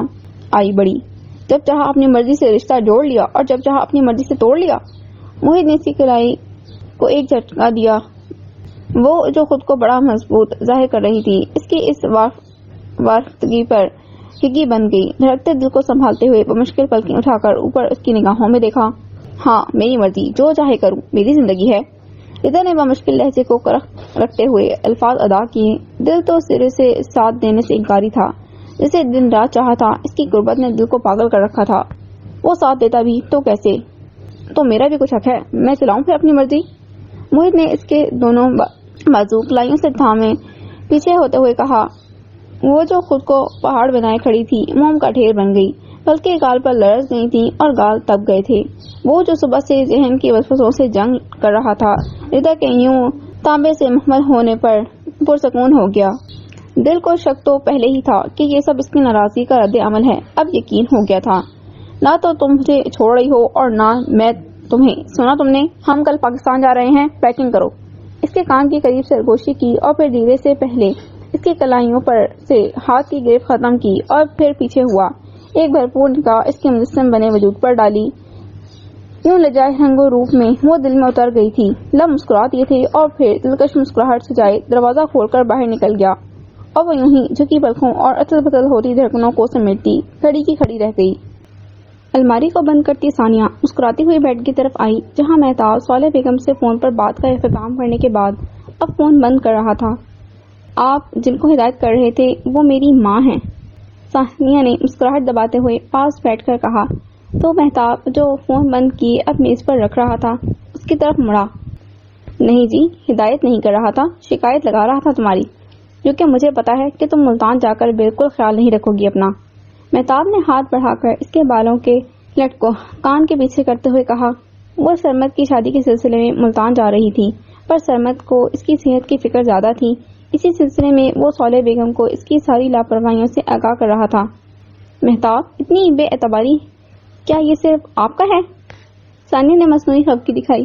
نہیں، بے اعتباری تو نہیں، تمہارا پتہ ہے مجھے، تم دوسروں کے دھیان میں زیادہ لگی رہتی ہو، کبھی مناہل، کبھی مما کے ساتھ گپ شپ، تو کبھی بابا کی فرمائش پر کھانے بنانا۔ سنی تھی ڈاکٹرز کی باتیں؟ مہتاب نے بظاہر سخت لہجہ اپنایا اور گھور کر دیکھا۔ جی سنی تھی، پر آپ یقین رکھیں امی کو جتنا آپ نے بھڑکا دیا ہے میرے خلاف، وہ اب سر پر کھڑے ہو کر کھلائیں گی مجھے، ثانیہ نے مسکراتے ہوئے کہا اور پھر محبت سے مہتاب کی ناک کو پکڑ کر دائیں بائیں ہلایا۔ ملتان میں تو صرف اس پر مناہل کی ذمہ داری تھی، لیکن لاہور میں ملک جہاں زیب اور تابندہ بیگم کا خیال کرنا وہ اپنا فرض سمجھتی تھی۔ اچھی بات ہے، اور ابھی میں سر پر کھڑا ہوں، میڈیسن لو پہلے۔ مہتاب نے اس کے ناک کو تھامے ہاتھ کو تھام کر ایک طرف پڑی میڈیسن اٹھائی تو ثانیہ نے بچوں کی طرح بیدار سی صورت بنا کر دیکھا، اور پھر واقعی مہتاب نے ایک ایک ٹیبلٹ اپنی نگرانی میں اسے کھلائی تھی۔ دوا کھانے کے بعد وہ بیڈ پر سے اٹھی ہی تھی جب پھر سے کلائی مہتاب کی گرفت میں تھی۔ اتنے دن پہلے جانا ضروری ہے کیا؟ محبت سے دیکھتے ہوئے روٹھے پن میں شکوہ کیا۔ تانیہ کے پیپرز نہ ہوتے تو نہیں جاتی اتنی جلدی، میرا کہاں دل کرتا آپ کو آزادی دوں، ثانیہ نے شرارت سے کہا، جس پر وہ ہنس دیا اور کلائی چھوڑ دی۔ آپ کس دن آئیں گے؟ ثانیہ کے پوچھنے پر مہتاب گہری سانس لیتا ہوا سیدھا ہوا۔ ردا سے بات ہوئی ہے، وہ اور موہت آتے ہیں تو ان کے ساتھ میں بھی آ جاؤں گا، مہتاب نے سنجیدگی سے جواب دیا۔ وہ مسکرا کر الماری کی طرف بڑھی تو وہ بھی ٹی وی کے ریموٹ کو تھامے سیدھا ہو گیا۔ کمرے کا دروازہ کھلنے پر ارم نے اچھل کر پیچھے مڑ کر دیکھا اور سینے پر ہاتھ رکھ کے شکر کا کلمہ پڑھا۔ وہ سمجھا تھا موہت اب اس کے کمرے میں آیا ہوگا۔ ردا چہتی ہوئی اس کی طرف آ رہی تھی۔ ارم نے ناک پھلا کر اس کی طرف دیکھا۔ کمرے کا دروازہ کچھ دیر بجانے کے بعد وہ آ کر جلدی سے اپنی پیکنگ میں جٹ گیا تھا، اور اب کچھ دیر بعد ردا کو یوں مسکراتے ہوئے دیکھ کر جل بھن گیا۔ یہ کیسا بدلا ہوا تمہارا؟ ذلیل تو صرف میں ہوا ہوں، وہ تو اٹھا کر تمہیں تمہارے کمرے میں لے گیا اور تم اب شرما شرما کر گلال ہو رہی ہو۔ ارم نے منہ چڑھاتے ہوئے اس سے دانت پیس کر ردا سے کہا، جو مسلسل مسکراہٹ دبائے اس کو دیکھ رہی تھی، جو چل بھی لڑکھڑا کر ہی رہا تھا۔ موہت نے چند منٹوں میں ہی اس کی درگت بنا ڈالی تھی۔ زیادہ چپڑ چپڑ کرنے کی ضرورت نہیں ہے، ایک اور مقصد بھی تھا، میں دیکھنا چاہتی تھی اس کی محبت اپنے لیے، اور تمہیں کس نے کہا تھا چیپر کو اپنی انا کا مسئلہ بنا کر میدان میں کود پڑو۔ ردا نے کمر پر ہاتھ رکھے گردن گھماتے ہوئے سارا ملبہ اس پر ہی انڈیل دیا، اور وہ اب روحانی صورت بنائے ردا کے دوغلے پن کو دیکھ رہا تھا۔ سب سمجھ گیا ہوں میں، تمہارا مقصد صرف مجھے مار کھلانا تھا، جا رہا ہوں میں، ارم نے سر کو ہوا میں مارتے ہوئے کہا اور بیگ کو بند کیا، جبکہ وہ ہنس ہنس کے بے حال ہو رہی تھی۔ اچھا سنو، دوست ہونا تو کیا ہوا، میرے پیار سے تھوڑی سی مار کھا لی، اور ویسے بھی تمہارے سر پر سے تو عشق کا بھوت اچھی طرح اتارنے کا اس سے بہتر اور کوئی طریقہ نہیں تھا۔ ردا نے بمشکل ہنسی کو قابو میں رکھتے ہوئے اس سے کہا، جو تعصب سے ردا کی طرف دیکھ رہا تھا۔ بہت بری ہو تم، افسوس اور خفگی سے کہا، یہ سچ تھا، عشق کا بھوت اچھی طرح اس کے سر پر سے اتر گیا تھا۔ تم سے کم ہی ہوں، اور سنو، اب اس نتاشا بیچاری سے شادی کر لو۔ رضا نے فون والی لڑکی کا نام لیتے ہوئے کہا تو ارحم نے بھی لب بھینچ کر غصے سے دیکھا۔ کر لوں گا، شکر بھی ادا کر رہا ہوں، تم سے بچ گیا ہوں، تمہارے لیے وہ تمہارا بھینسا ہی ٹھیک ہے، سخت لہجے میں کہا، جس پر رضا ایک دم سے مارنے کے لیے آگے ہوئی۔ ارے بس بس، پہلے ہی انگ انگ دکھ رہا ہے۔ ارحم نے ہاتھ آگے کرتے ہوئے اسے مارنے سے روکا، جو اب کان پکڑ کر اس سے معافی مانگ رہی تھی۔ ارحم نے سر ہلا کر معافی قبول کی اور پھر بیگ تھامے باہر آ گیا، جہاں جناب بھینسا صاحب صوفے پر بیٹھے تھے۔ ارحم پلیز مت جاؤ پلیز۔ رضا نے فوراً مصنوعی اداکاری کی، جس پر ارحم گڑبڑا کر قدم دروازے کی طرف تیز کر چکا تھا۔ وہ سامنے نگاہیں مرکوز کیے صوفے پر سے اٹھا اور پینٹ کی جیبوں میں ہاتھ ڈالے مسکراہٹ دباتا ہوا رضا کے بالکل پیچھے آ کر کھڑا ہو گیا، جو بھرپور انداز میں ڈرامہ کرتی ہوئی اب ارحم کو روک رہی تھی، جبکہ ارحم اس کی باتوں پر بنا کان دھرے تیزی سے اپارٹمنٹ کے داخلی دروازے کی طرف بڑھ رہا تھا۔ بس کرو اب، جانے دو اسے، نہیں تو جان سے جائے گا، موہت نے عقب سے چہرہ اس کے کان کے قریب کرتے ہوئے شریر لہجے میں کہا، اور پھر گھوم کر اس کے بالکل سامنے آ گیا، جو اب پھر سے بلا کی مصنوعی سختی چہرے پر سجائے کھڑی تھی۔ کیوں جائے گا؟ جان سے تم جاؤ گے۔ رضا نے آنکھیں سکوڑ کر ناک چڑھاتے ہوئے اس کو باور کروایا کہ وہ اس کی اتنی سی قربت پر بھی پگھلی نہیں ہے۔ جان سے تو جا چکا ہوں، اس لیے تو خود کو یہاں آنے سے روک نہیں سکا۔ موہت نے مسکراہٹ دبائے اس کے چہرے پر تھوڑا سا جھکتے ہوئے معنی خیز جملہ اچھالا، جس پر وہ ناگوار سی صورت بنائے چہرے کو پیچھے لے گئی۔ تو مجھ پر تو کوئی احسان نہیں اگر آئے ہو۔ رضا نے چہرے کی سختی کو برقرار رکھے غصے سے جواب دیا، اتنی آسانی سے معاف کرنے کا عزم کر رکھا تھا تو کھیل کا پاسا پلٹ جانے پر کیسے کمزور پڑ جاتی۔ احسان کرنے کون کم وقت آیا ہے، میں تو اظہار کرنے آیا ہوں، موہت نے مسکراہٹ سجائے جواب دیا۔ محمود لہجہ، گہری محبت کی چمک لیے ہوئے آنکھیں، وہ آنکھوں کے رستے دل میں اترنے کا ہنر اچھے سے جانتا تھا۔ آئی لو یو، موہت نے اس کی پوری کھلی آنکھوں میں جھانکتے ہوئے جذبات میں ڈوبے لہجے میں الفاظ ادا کیے، جن پر وہ مبہوت سی اس کے چہرے کو تکتی رہ گئی۔ یہی وہ لمحہ تھا جس کی چاہ نہ جانے دل نے کتنی بار کی تھی، جاگتی آنکھوں نے کتنی بار یہ خواب بنا تھا، اور کانوں نے کتنی خواہش کی تھی اس باز گشت کی، اور آج جب وہ سچ ہو گیا تھا تو دل کی بے ترتیب دھڑکنیں جو آئی لو یو کا راگ لاپ رہی تھیں، زبان نے ان کو گھور کر دیکھا اور دماغ کا ہاتھ تھامے تن کر کھڑی ہو گئی۔ آئی ہیٹ یو کے لفظ ہیٹ ملائم سے لہجے میں نفرت کا یہ اظہار اس کی خفگی کا منہ بولتا ثبوت تھا، اور موہت کو اس جواب سے زیادہ اس کے لبوں پر موجود نرم سی مسکراہٹ نے پاگل کیا۔ ہاں وہ جانتا ہوں، یو ہیٹ می اے لاٹ، ابھی دیکھا تھا میں نے کمرے میں کتنا ہیٹ کرتی ہو تم مجھے۔ موہت نے کمرے کی طرف نگاہیں گھما کر شرارت سے اشارہ کیا تو وہ لمحہ بھر کو جھینپ کر سنبھلی۔ کرتی ہوں، بہت کرتی ہوں۔ رضا نے گڑبڑا کر فوراً رخ موڑا، بالوں کی پونی لہرا کر کندھے پر گری۔ اس کے پلٹنے پر موہت نے اچک کر ہاتھ تھاما اور پھر بازو گھما کر اپنے سامنے سیدھا کر لیا۔ ڈیمو دوں پھر سے؟ اب تو روم میں بھی لے کر جانے کی ضرورت نہیں۔ رضا نے پلکیں جھکائیں، پھر بھرپور زور لگا کر اس کے پاؤں پر پاؤں مارا۔ وہ جو پوری طرح سے بے خود ہونے کے موڈ میں تھا، اس حملے پر تڑپ گیا۔ اف، مار ڈالا، اتنا غصہ! موہت نے تکلیف کے اثر پر پاؤں پیچھے کیا پر ہاتھ نہیں چھوڑا، اور وہ تو اب پھر سے سرخ چہرے پر سنجیدگی کو بڑھاتے ہوئے مسلسل کلائی کو گھما رہی تھی، اور پھر اسی لمحے آنسوؤں سے لبریز آنکھوں کے اوپر سے جو پلکوں کی جھالر اٹھا کر خفگی سے موہت کو دیکھا تو وہ تڑپ گیا۔ رضا کی آنکھوں کی پتلیوں پر پانی کی موٹی تہ جمی تھی، اور پلکوں کی ہلکی سی جنبش پر ہی وہ آنکھوں کے کنارے سے باہر لوٹ پڑے تھے۔ رضا! موہت نے ایک دم سے کلائی چھوڑ کر محبت سے کندھے تھامتے ہوئے اسے قریب کیا۔ آج اس کی یہ بھیگی پلکیں اور متورم آنکھیں سیدھا دل پر وار کر رہی تھیں۔ ہاں، کرتی ہوں تم سے محبت، اور کرنے لگی تھی، جیسی بھی تھی۔ وجود میں دل تو ایک لڑکی کا تھا نا، ایسا دل جو خود بخود اپنے محرم رشتے کی طرف جھکنے لگتا ہے۔ رضا کی آواز بھی اس کی آنکھوں کی طرح بھیگی ہوئی تھی، جو موہت کو ایک پل میں گھٹنوں کے بل جھکا چکی تھی۔ آج بخوبی سمجھ رہا تھا کہ کسی نے سچ کہا تھا، آنسو عورت کا ہتھیار ہوتے ہیں، اس سے وہ مرد کی روح تک چھلنی کر سکتی ہے، لیکن صرف اس مرد کی जो इससे सच्ची मोहब्बत करता हो। नहीं पता चला कब कैसे इस नफरत की आड़ में तुमसे मोहब्बत करने लगी थी, और तुमने क्या किया, मुझे और मेरी मोहब्बत को झूठा करार दिया और कहा छोड़ दो मुझे। क्या इतना आसान होता है छोड़ देना जितना तुम समझते थे? रिदा अब गमो गुस्से के इजहार में बोल रही थी और वो शर्मिंदा दिलगीर खड़ा था। रिदा ने बात मुकम्मल करने के बाद आंसुओं को रगड़ा तो मुझे जल्दी से मजीद आगे हुआ। रिदा, मुझे माफ कर दो। देखो, मैं इन एहसासात से बहुत आरी सा इंसान था, लेकिन इस सब के पीछे ये मेरी गलती है कि मैंने कभी तुम्हें सही से जानने की कोशिश तक नहीं की। निदामत में डूबा लहजा था और चेहरा मुकम्मल तौर पर इसके दुख को महसूस करने की अक्कासी कर रहा था। रिदा ने फिर से भीगी पलकें उठाए, खफगी से इसकी परेशान आंखों में झांका। उस दिन पार्टी में तुम्हें दाद देने आ रही थी मैं, जिस दिन तुमने मेरे गुरूर को मेरी एहसास कमतरी का नाम देकर मेरी धज्जियां उड़ाई थी। आंसुओं में भीगी आवाज में बच्चों की तरह से इसके रवैये की याद दिलाई। रिदा, मैं बहुत शर्मिंदा हूँ उन सब बातों पर। यकीन करो मेरा उस वक्त नहीं जानता था तुम्हें, जो सामने था वही कह दिया था, और तुमने भी तो फिर मेरी बैंड बजा दी थी, मेरी कोई कसर छोड़ी नहीं थी, और आज खुद मासूम बन रही हो।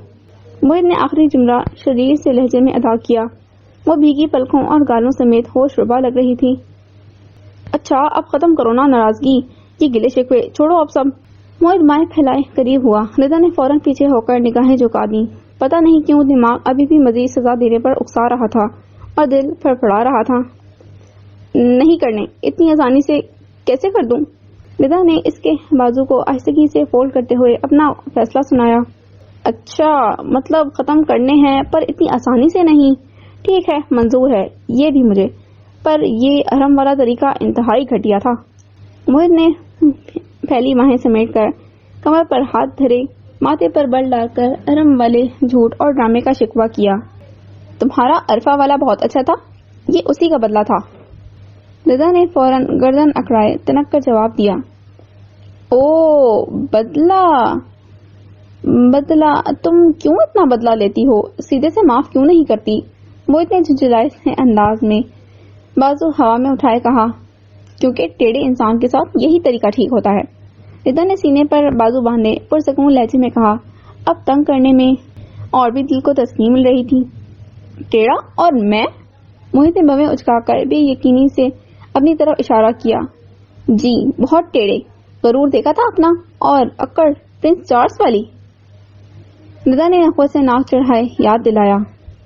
ओ भाई, कोई गरूर कोई अकड़ नहीं थी, वो बस घर छोड़कर लाहौर आकर रहना मंजूर नहीं था।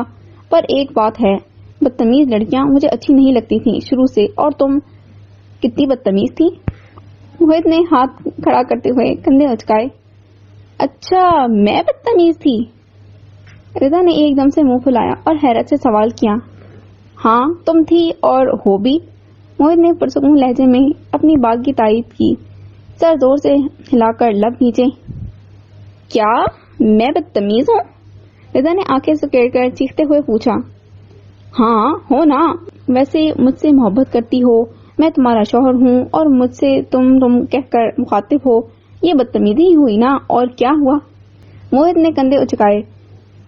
इसे इसकी गलती बाबर करवाई। रिदा ने घूर कर देखा और फिर झटके से मुड़ी। कहाँ जा रही हो अब? देखा, फिर से नाराज हो गई ना। एक तो तुम्हारा ये जो दिमाग है। मोहित ने गहरी सांस ली और इसके साथ लंबे नग भरता हम कदम हुआ। इसके हाथ को फिर से थाम कर रुकने पर मजबूर किया। रिदा ने फौरन मुड़कर आंखों में आंखें डाली। नहीं, मैं इस बात पर नाराज नहीं, पहले से ही हूँ। तो अब आप मेरा बाजू छोड़ दें, मुझे सोने जाना है, रात बहुत हो चुकी है। रिदा ने दांत पीसते हुए नखरे से कहा। चेहरा बिल्कुल इसके चेहरे के सामने और आंखें इसकी आंखों में मोहब्बत के मौजन समंदर को देख रही थीं। चलो अब खत्म करो ना इस नाराजगी को प्लीज। मोहित ने लाड से करीब करते हुए गंभीर लहजे में इल्तिजा की। रिदा ने वजूद में उठती सनसनाहट पर बमुश्किल काबू पाया। कर दूंगी पर वक्त लगेगा। अनूस खफा लहजा बमुश्किल बरकरार रखा। इसको इतने करीब से ऐसे देखना कितना हसीन लम्हा था। रिदा, ये जुल्म है ना? मोहित ने मखमूर से लहजे में इल्तिजा की। इसके बालों की लट में उंगली फंसाए आंखों में देखा। तो मैंने भी तो सहा था ना। रिदा ने आंखों में झांकते हुए इसी के लहजे में जवाब दिया। हाँ, पर अब मैं माफी मांग रहा हूँ। मोहित ने निगाहें इसके चेहरे पर घुमाते हुए इल्तिजा की। लट को धीरे से छोड़ा تو وہ اسپرنگ کی طرح اوپر چڑھ گئی۔ ہاں تو میں ابھی معاف نہیں کر رہی نا؟ انوج آنکھوں میں آنکھیں ڈالے بے خود سے لہجے میں کہا۔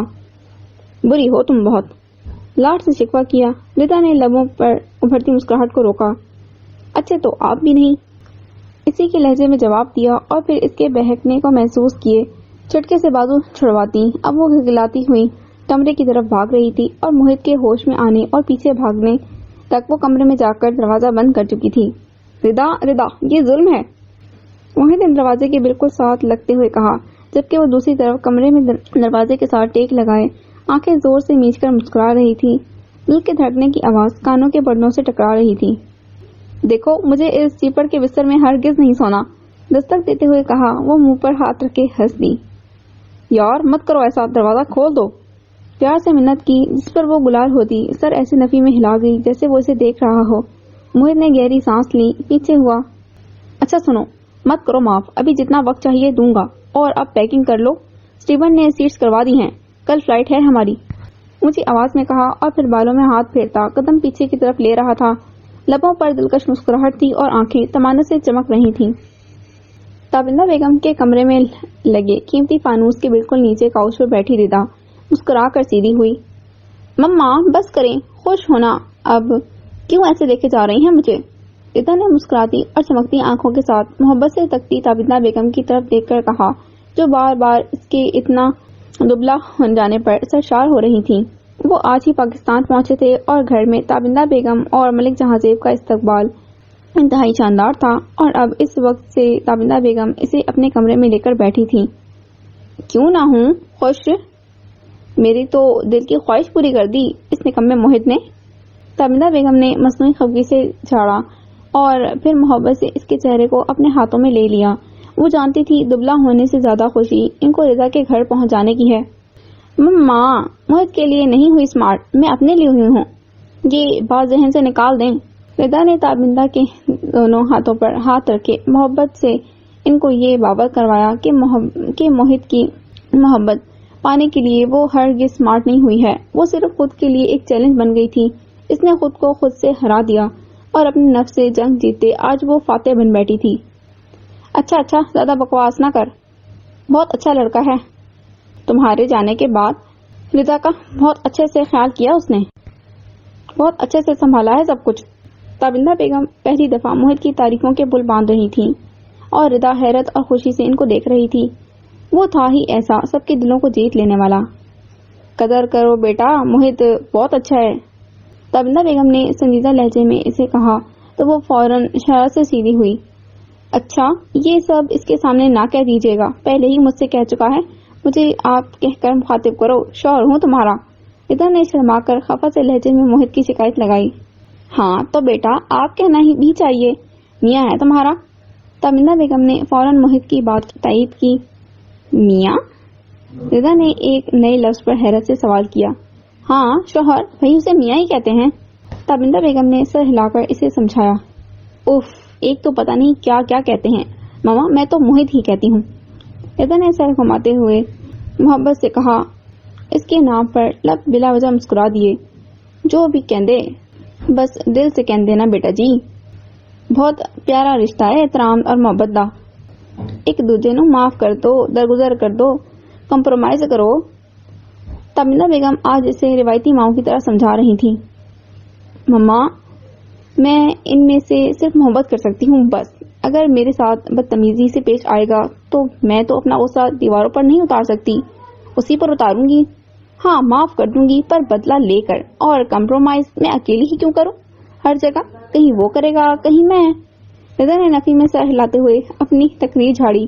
ساری باتیں ٹھیک ہیں بیٹا جی، پر 100 باتوں کی ایک بات، مرد جب غصے میں ہو چپ ساتھ رہنا اچھی بیویوں کا شیوا ہے، ہاں نخرے کرو بدلے لو، پر جب بحث بڑھنے لگے تو خاموشی اختیار کر جاؤ، اور جب شوہر کا غصہ ٹھنڈا ہو جائے پھر پیار سے روٹ کر یاد دلا دو کہ آپ نے تب غصے میں یہ الفاظ کہے تھے، وہ برے لگے مجھے۔ تابندہ بیگم نے ہاتھ کو نچاتے ہوئے محبت سے سمجھایا۔ مما جو باتیں آپ مجھے سکھا رہی ہیں یہ سب تو بابا آپ کے ساتھ کرتے ہیں جب آپ غصے میں ہوتی ہیں۔ ردا نے لب بھیجے شرارت سے بھویں نچائیں اور پھر تابندہ بیگم کے پہلو بدل لینے پر کھلکھلا دی۔ ہاں تو دونوں طرف کی بات ہے نا، اگر بیوی غصے میں آ جائے تو یہ سب شوہر کو کرنا چاہیے۔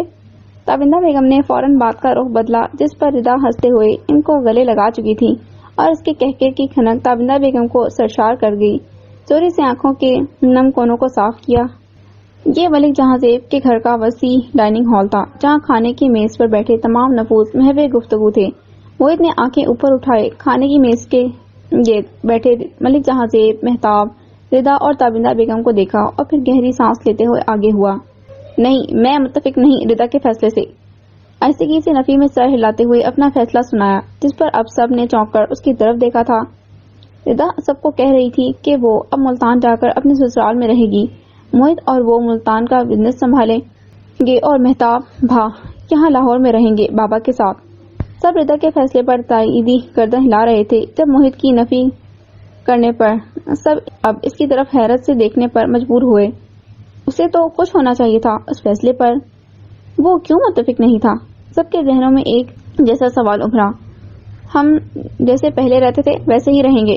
مہتاب بھائی نے اتنی لگن اور محنت سے ملتان کے بزنس کو سیٹ کیا، وہاں اپنا گھر بنایا، یہ وہیں رہیں گے اور میں یہاں آپ لوگوں کے پاس لاہور میں رہوں گا۔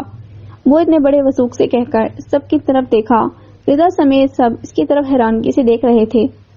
میں گھر داماد دنیا والوں کی نظر میں ہوں، لیکن میں جانتا ہوں میں بیٹا ہوں اور بیٹا ہی بن کر دکھانا ہے مجھے۔ میں انا کا غلام بن کر صرف اپنی اکڑ کی خاطر ردا کو کیوں مجبور کروں کہ وہ ملتان جا کر رہے؟ موہت نے محبت سے سامنے بیٹھی ردا کو نظروں کے احسار میں لیا، جو اب ورطہ حیرت میں موہت کو تک رہی تھی۔ وہ تو یہ سوچ رہی تھی ملتان جانے کا فیصلہ سنا کر وہ موہت کو خوش اور حیران کر دے گی، پر وہ اس پر ہر بار کی طرح بازی لے گیا تھا۔ بازی وہ لے گیا تھا پر جیت ردا گئی تھی۔ کتنی انوکھی جیت تھی! یہ سامنے بیٹھا شخص اسے دو زانوں جھکا کر بھی تخت پر بٹھا چکا تھا۔ وہ کیسے نہ اس کی محبت پر یقین کرتی، اسے کیسے نہ اس جیسے سے محبت ہو جاتی۔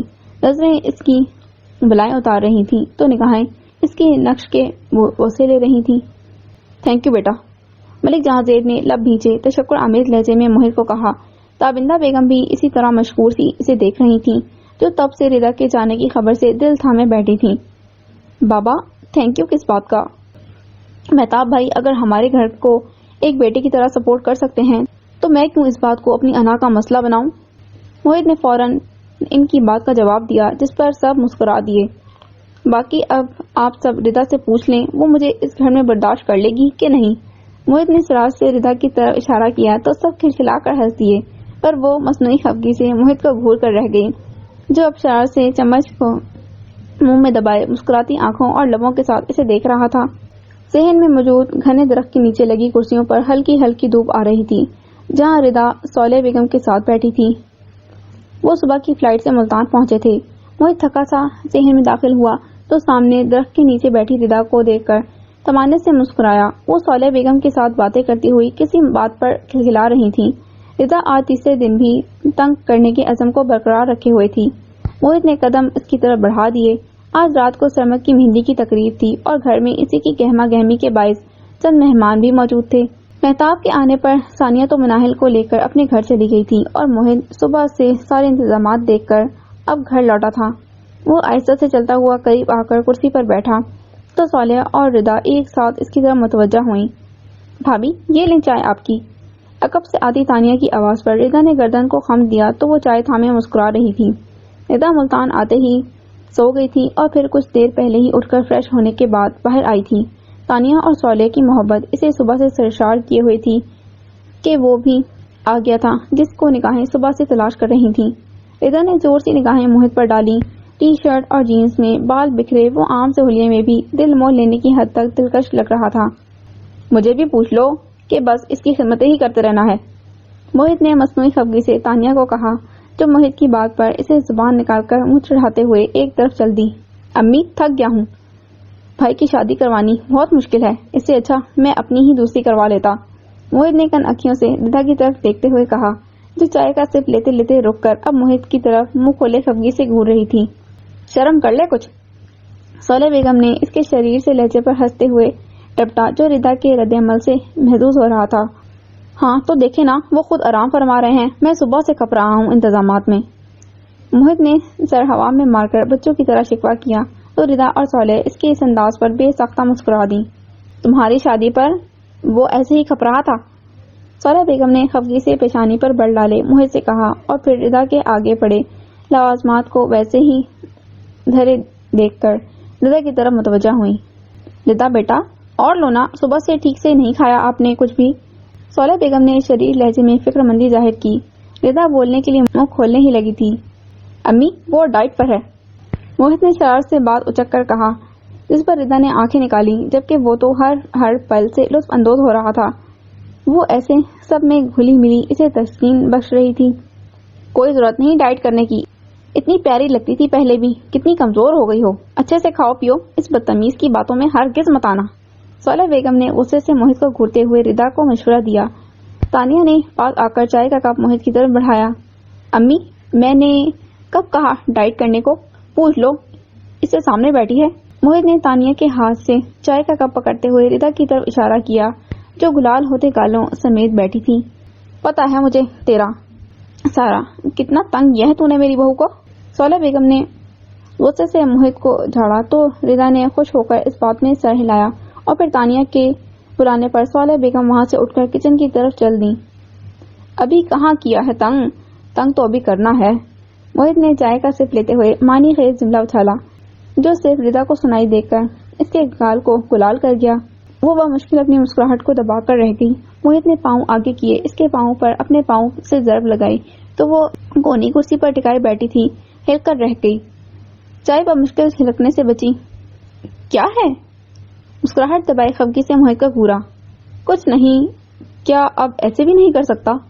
محیط نے پھر سے پاؤں پر ضرب لگائی۔ ردا نے بمشکل چائے کے کپ کو سنبھالا۔ مت کریں، اب کیا تو چائے پھینک دوں گی گرم گرم۔ ردا نے گھورتے ہوئے دھمکی دی جبکہ لب مسلسل مسکراہٹ دبا رہے تھے اور دھڑکنیں اس کی آنکھوں کے وار سہ رہی تھیں۔ میرے پاس بھی کپ ہے سمجھی؟ محیط نے اپنے ہاتھ میں پکڑا کپ اوپر کرتے ہوئے دھمکی دی۔ سزا ختم کرو اب بس۔ محیط نے پھر سے پاؤں پر ضرب لگاتے ہوئے روب سے حکم دیا، محبت سے اس کے سراپے کو آنکھوں سے دل میں اتارتا۔ کیوں ختم کروں بھئی، ابھی تو 4 ماہ دینی ہے سزا۔ ردا نے گردن کو اکڑاتے ہوئے مصنوعی روب میں ہی جواب دیا۔ دماغ ٹھیک ہے تمہارا؟ محیط ایک دم سے آگے ہوا، پیشانی پر فکر مندی کے شکن تھے۔ اب دوری کہاں برداشت تھی اور وہ تھی کہ بدلہ ختم کرنے پر آ ہی نہیں رہی تھی۔ جی بالکل ٹھیک ہے میرا دماغ، اب آپ کا کرنا ہے ٹھیک۔ ردا نے لاٹ سے شریر لہجے میں جواب دیا۔ مطلب تم سیدھے طریقے سے نہیں ماننے والی ہو؟ محیط نے مصنوعی غصے سے گھورا اور پھر زور سے پاؤں پر ایک اور ضرب لگائی۔ نہیں مت کریں بھائی، ایسے ماروں گی میں۔ ردا نے چڑھ کر مسکراہٹ دباتے ہوئے گھورتے ہوئے روکا جو بار بار پاؤں پر پاؤں مار رہا تھا۔ مارو نا، کچھ تو کرو۔ محیط نے بچوں جیسی صورت بنائے بیچارگی سے التجا کی۔ ردا اچانک امڑ آنے والی ہنسی کو روک نہیں پائی۔ اچھا تو پھر کچھ بھی چلے گا؟ ردا نے شرارت سے بھویں چڑھائیں۔ ہاں کچھ بھی، محیط نے محبت سے جواب دیا اور پھر اس کے کپ میں پکڑے ہاتھ کی طرف دیکھتے ہوئے اپنا کپ بھی کچھ اس انداز میں سیدھا کیا کہ اگر چائے پھینکو گی تو میں بھی پھینک دوں گا۔ ردا نے چائے کا کپ میز پر رکھا۔ محیط مسکرایا۔ یہ لیں پھر۔ ردا نے یک پانی سے بھرا جگ اٹھا کر محیط پر اچھال دیا۔ پانی چھپاک کی آواز کے ساتھ محیط کو بھگو گیا اور ردا برق رفتاری سے ایک پل بھی وہاں رکے بنا وہاں سے بھاگی۔ اب تم نہیں بچو گی میرے ہاتھ سے۔ محیط ایک جھٹکے سے اٹھا، شرٹ بال منہ سب سے پانی ٹپک رہا تھا۔ گلاسز اتارے اور مسکراتے ہوئے مڑا جہاں وہ زبان نکال کر منہ چڑھاتے ہوئے اب کچن میں جا رہی تھی۔ شادی ہال میں جگمگاتی روشنیاں اور چمکتے دمکتے چہرے والے لوگ گول میزوں کے گرد کرسیوں پر براجمان تھے۔ سفید، سرخ اور گلابی پھولوں سے سجی دیوار کے بالکل آگے بنے سیاہ گول اسٹیج پر سرمد اور عرفہ بیٹھے مسکرا رہے تھے۔ آج ولیمے کی تقریب تھی اور عرفہ پیچ اور زنک ملاپ کے جوڑے میں سیاہ پینٹ کوٹ میں ملبوس سرمد کے پہلو میں بیٹھی جچ رہی تھی۔ سب کے چہروں پر مسکراہٹ تھی، طمانت تھی۔ Hello hello testing 1 2 3۔ پورے ہال میں ایک دم سے آواز گونجی تو سب حیران سے رہ گئے۔ ردا جو سرخ رنگ کے جوڑے میں کھل رہی تھی فوراً محیط کی آواز پر لیزے سے بات کرتے ہوئے حیرت سے ماتھے پر بل ڈالے پلٹی۔ سب کی توجہ چاہیے، تھوڑی دیر پلیز۔ وہ مسکراتا ہوا ایک طرف سے نکل کر اسٹیج کی طرف بڑھا۔ سیاہ کوٹ کے نیچے سفید شرٹ پر سیاہ ٹائی لگائے، بالوں کو بڑے انداز سے آگے سے ہلکا سا اٹھائے، وہ اپنے دلکش انداز میں مائک ہاتھ میں تھامے مسکراتا ہوا اب بالکل اسٹیج کے سامنے آ گیا تھا۔ سب کی آنکھیں اس پر مرکوز تھیں۔ جی تو ایوری ون، یہ سامنے اسٹیج پر بیٹھا شخص جو آج اپنا سارا کھڑوس پن بالائے طاق رکھے پوری طرح ماتھے کھلائے اپنی حسین اور جمیل بیوی کو بار بار تاڑ رہا ہے، یہ میرا بھائی ہے۔ موہت نے سینے پر ہاتھ رکھے تھوڑا سا جھکتے ہوئے سرمد کا تعارف کروایا۔ سب لوگ ایک دم سے ہنس پڑے۔ عرفہ جھیپ گئی جبکہ سرمد گڑبڑا کر سیدھا ہوا کیونکہ وہ واقعی ہی بار بار عرفہ کو ہی دیکھ رہا تھا۔ بچپن سے ہی کھڑوس شخصیت کے مالک میرے اس بھائی نے میری رکھ کر بچائی ہے، تو آج ان کی شادی کے دن میں ان کی بجانے والا ہوں، اجازت ہے بھائی؟ موہت نے شرارت سے دائیں آنکھ میچ کر سرمد کی طرف دیکھا جو خفیف سا کہکا لگا کر سر اس بات میں ہلا گیا اور موہت فوراً مائک تھامے گھوم کر سیدھا ہوا۔ تو سنیں سب، ان کے ظلم بچپن میں ابا اور امی سے جتنی مار میں نے کھائی ہے صرف اس ایک عدد کھڑوس بھائی کی وجہ سے کھائی ہے، کیونکہ یہ خود تو سنجیدہ مزاج کے سے ہی ساتھ ساتھ میری شرارتیں اور مذاق بھی ہضم نہیں کرتے تھے۔ گلی میں زیادہ دیر دوستوں کے ساتھ کھیلنے پر، کم نمبروں والا ٹیسٹ چھپانے پر، تانیہ اور علیزے کو مارنے پر، غرض کے ہر لمحے پر میری پھیٹی کی وجہ یہ میرا بھائی ہی ہے۔ موہت بڑے مزے سے مائک تھامے اسٹیج کے آگے بول رہا تھا اور سب سرمد کے چہرے کے تاثرات اور موہت کے الفاظ سے لطف اندوز ہو رہے تھے۔ میں اکثر یہ سوچتا تھا، یار یہ اتنے سنجیدہ اور سخت مزاج کیوں ہیں؟ یہ عام بچوں کی طرح، عام لڑکوں کی طرح ہنسی مذاق اور کھیل کود کرنے والے کیوں نہیں ہیں؟ نہ خود کھیلتے ہیں اور نہ میرا کھیلنا برداشت کرتے ہیں۔ اللہ، یہ کیسا بڑا بھائی دیا ہے تو نے مجھے۔ موہت نے آئیبرو چڑھائے سرمد کی طرف محبت سے دیکھا۔ لیکن ان سب باتوں کا جواب مجھے ابا کے اچانک ہمیں چھوڑ کر چلے جانے اور ہمیں ہمارے گھر سے نکالے جانے کے بعد ملا، کیونکہ اس سنجیدہ مزاج اور کھڑوس بھائی نے ابا کے بعد سے خود چھوٹی سی عمر میں ہی ابا کی سیٹ سنبھال لی اور ہم سب چھوٹے بھائیوں بہنوں کو گود لے لیا۔ موہت کا لہجہ اور صورت یک سنجیدہ ہوئے تھے اور ساتھ ہی سب کے مسکراتے لب بھی اب سمٹ رہے تھے۔ اپنی پڑھائی کے ساتھ جاب شروع کی، صرف مجھے اچھا پڑھانے کے لیے خود اپنی پڑھائی ادھوری چھوڑ دی۔ آپ ہی کی شادی کے لیے پیسے جمع کرنے تھے، ایک جاب صبح اور ایک جاب شام۔ موہت لبوں پر اب اداسی سی مسکراہٹ سجائے کہہ رہا تھا اور ہال میں اچانک آسودگی سا سما تھا۔ سب کے مسکراتے چہروں کی آنکھیں اداس ہو گئی تھیں۔ مجھے پڑھایا اور پھر جب میں پڑھ کر گھر آیا تو مجھے نوکری نہ ملنے پر گھر سے دور لاہور بھیج دیا۔ میری زندگی کے ہر فیصلے میں دخل دیا، اتنا دخل دیا کہ اگر ابا ہوتے تو شاید وہ بھی نہ دیتے۔ موہت نے آہستگی سے نم آنکھوں کو جھلکنے سے روکنے کے لیے سانس اندر کھینچا۔ ہال میں ردا سمیت کتنے لوگوں کی آنکھیں نم ہو گئی تھیں۔ پر بھائی، مجھے آج آپ کے ہر دخل اور ہر فیصلے پر ناز ہے۔ آپ میرے باپ جیسے بھائی ہیں، محنتی، خود کو بھول کر اپنوں سے محبت کرنے والے۔ اسی لیے جب پھر مجھے یہ ملی جو آج میرے کھڑوس سے بھائی کے ساتھ بیٹھی دانت نکال رہی ہے۔ موہت نے جلدی سے آنکھوں کی نمی چھپائی شرارت سے عرفہ کی طرف اشارہ کیا۔ عرفہ نے مسکراتے ہوئے مصنوعی گھورا۔ سب نم آنکھوں سمیت مسکرا دیے۔ اس چالاک سی لڑکی کو دیکھتے ہی بھائی کا خیال مجھے آیا۔ یہ بھی بہت محنتی اور گھر بھر کی فکر میں اپنا آپ بھلائے بیٹھی تھی۔ میں نے سوچا کہ کیا ہی اچھا ہو جو مل جائیں دو کھڑوس محنتی۔ موہت نے ہاتھ اٹھا کر خود کو داد دینے جیسے انداز میں کہا تو ہال کہکوں میں گونج اٹھا۔ موہت نے قدم آگے بڑھائے۔ تو آج اس کھڑوس محنتی جوڑی کو میری دل سے مبارکباد قبول ہو۔ آئی لو یو بھائی۔ موہت اب بولتا ہوا اسٹیج پر چڑھ آیا تھا۔ سرمد نے اٹھ کر اسے خود میں بھیج ڈالا۔ صالح بیگم، ثانیہ، تانیہ اور علیزہ رو رہی تھیں۔ ردا نے پاس کھڑی علیزہ کو محبت سے اپنے ساتھ لگایا تھا اور اپنی آنکھوں کے نم کونوں کو اپنی انگلی کی پورز میں چنا تھا۔ بھائی، سب صحیح بولا نا جو کچھ بھی آپ نے لکھ کر دیا تھا؟ موہت نے بظاہر سرمد کے کان میں سرگوشی کی پر جان بوجھ کر مائک میں بولا تھا تو سب نم آنکھوں سمیت کھلکھلا کر ہنس پڑے۔ موہت مائک اسٹیج پر رکھے اترنے کو تھا جب پاس کھڑے حماد نے اس کا ہاتھ تھام لیا۔ حماد علیزے کا شوہر تھا اور بہت خوش مزاج انسان تھا۔ موہت کدھر بھاگا جا رہا ہے؟ رونق شونق لگا بھائی، حماد نے شوق سے لہجے میں کہا۔ موہت نے گھور کر نفی میں سر ہلایا۔ حماد سمیت پورا خاندان جانتا تھا موہت کی آواز بہت اچھی ہے۔ تقریر تو بہت اچھی سن لی موہت سے، کیا خیال ہے اب اس کی آواز میں گانا ہو جائے؟ حماد نے مائک اٹھائے اونچی آواز میں کہا تو پورا ہال چیخوں سے گونج اٹھا۔ ردا نے محبت بھری نظروں سے موہت کو دیکھا۔ نہیں نہیں بالکل نہیں، ایسا کچھ نہیں ہونے والا یہاں۔ موہت نے سر جھکائے نفی میں جنبش دیتے ہوئے مائک میں کہا اور خود اپنا آپ حماد کی گرفت سے آزاد کروانا چاہا۔ کیوں نہیں ہونے والا؟ گا دے، زیادہ نخرے مت کر۔ سرمد اسٹیج پر بیٹھے ہی روب سے چلایا، اتنے عرصے سے گایا نہیں، سر ہی نہیں ہے یار۔ موہت نے خجل سے ہوتے ہوئے اپنے نہ گانے کی وضاحت کی۔ سر مل جائیں گے، وہ سامنے بھابھی کو دیکھ کر گا دے۔ حماد نے شرارت سے سامنے کھڑی مسکراتی ردا کی طرف دیکھ کر کہا تو وہ جو نفی میں سر ہلاتا ہی جا رہا تھا ردا کو دیکھ کر مبہوت سا ہوا، جو شرمائے سے انداز میں گلابی گالوں سمیت مسکرا رہی تھی۔ اس کا دلکش سراپا واقعی اسے گانے پر اکسا گیا۔ وہ آج بھی پچھلے 2 دنوں کی طرح ہی غضب ڈھا رہی تھی۔ موہت نے ایک دم سے حماد کے ہاتھ سے مائک تھاما، جبکہ نگاہیں اب بھی ردا پر جمی تھیں۔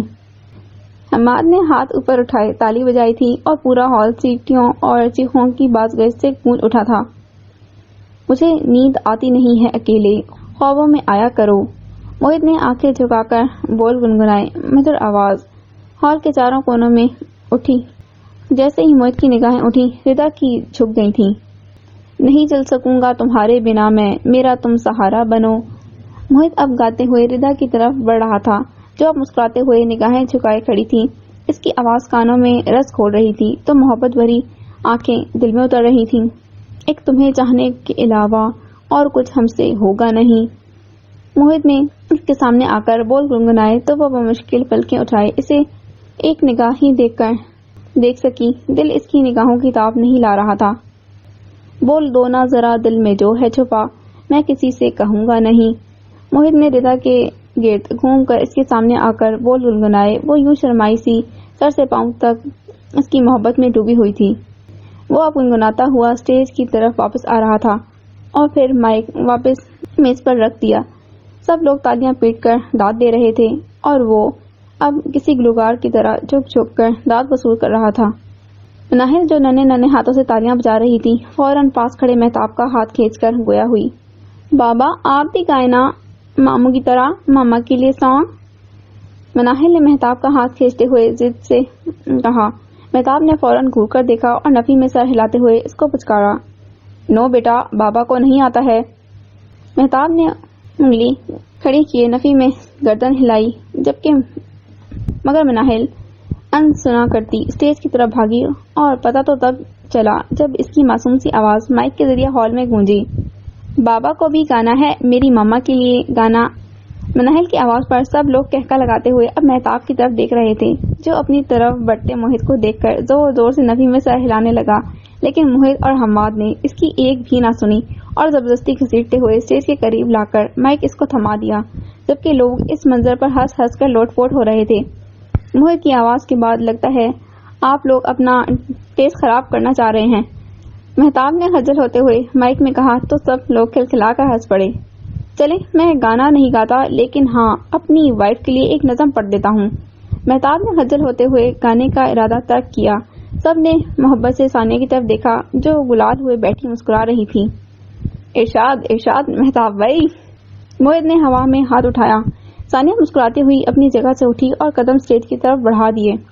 یہ بھی فخر ہے کہ کسی نے وفا کی، بن گیا میرے زخموں کی دوا کی، بلا ہی دیے مجھے اس نے دکھ سبھی، بن کے ملا ہے مجھ کو نعمت خدا کی۔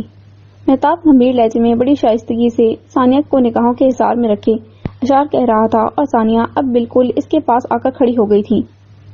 گلاب بھی خوب ہے لیکن مجھے ہے پسند، مہک اس کے ہاتھوں کی حنا کی۔ مہتاب نے ثانیہ کے ہاتھ کو تھام کر محبت بھرے لہجے میں شعر پڑھا۔ ہال میں موجود منچلے سیڑھیاں بجانے لگے۔ بن گیا جب سے وہ دل میرا، محبت کی ہر ایک رسم اس نے ادا کی۔ مہتاب نے آخری شعر کہا۔ سب لوگ اب تالیاں پیٹ رہے تھے۔ مہتاب نے مسکراتے ہوئے مائک حماد کو پکڑایا اور ثانیہ کے قریب ہوا جو کچھ کہنا چاہ رہی تھی۔ گانا بھی گاتے تھے تو؟ ثانیہ نے ناک چڑھا کر لاٹ سے شکوہ کیا۔ وہ رات کو تمہیں جا کر سناؤں گا کیونکہ میری گانے کی آواز صرف تم ہی برداشت کر سکتی ہو۔ مہتاب نے مسکراہٹ دبا کر شرارت سے اس کے کان میں سرگوشی کی تو وہ بھی ہنس پڑی اور پھر مہتاب کا ہاتھ تھامے آگے بڑھ گئی۔ ردا نے حیرت سے کار کی کھڑکی سے باہر دیکھا اور پھر ایک نظر اپنے سامنے بیٹھے موہت کی طرف جو بڑے انہماک سے گاڑی کے اسٹیئرنگ پر ہاتھ جمائے ڈرائیو کر رہا تھا۔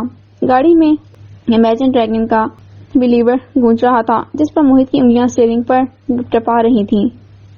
وہ ولیمے کی تقریب کے بعد شادی ہال سے نکلے تھے اور موہت باقی سب گاڑیوں سے الگ ہو کر اب سنسان سی سڑک پر گاڑی دوڑا رہا تھا، اور راستہ اتنا لمبا ہو چکا تھا جس سے ردا بخوبی اندازہ لگا چکی تھی کہ وہ گھر تو ہرگز نہیں جا رہے۔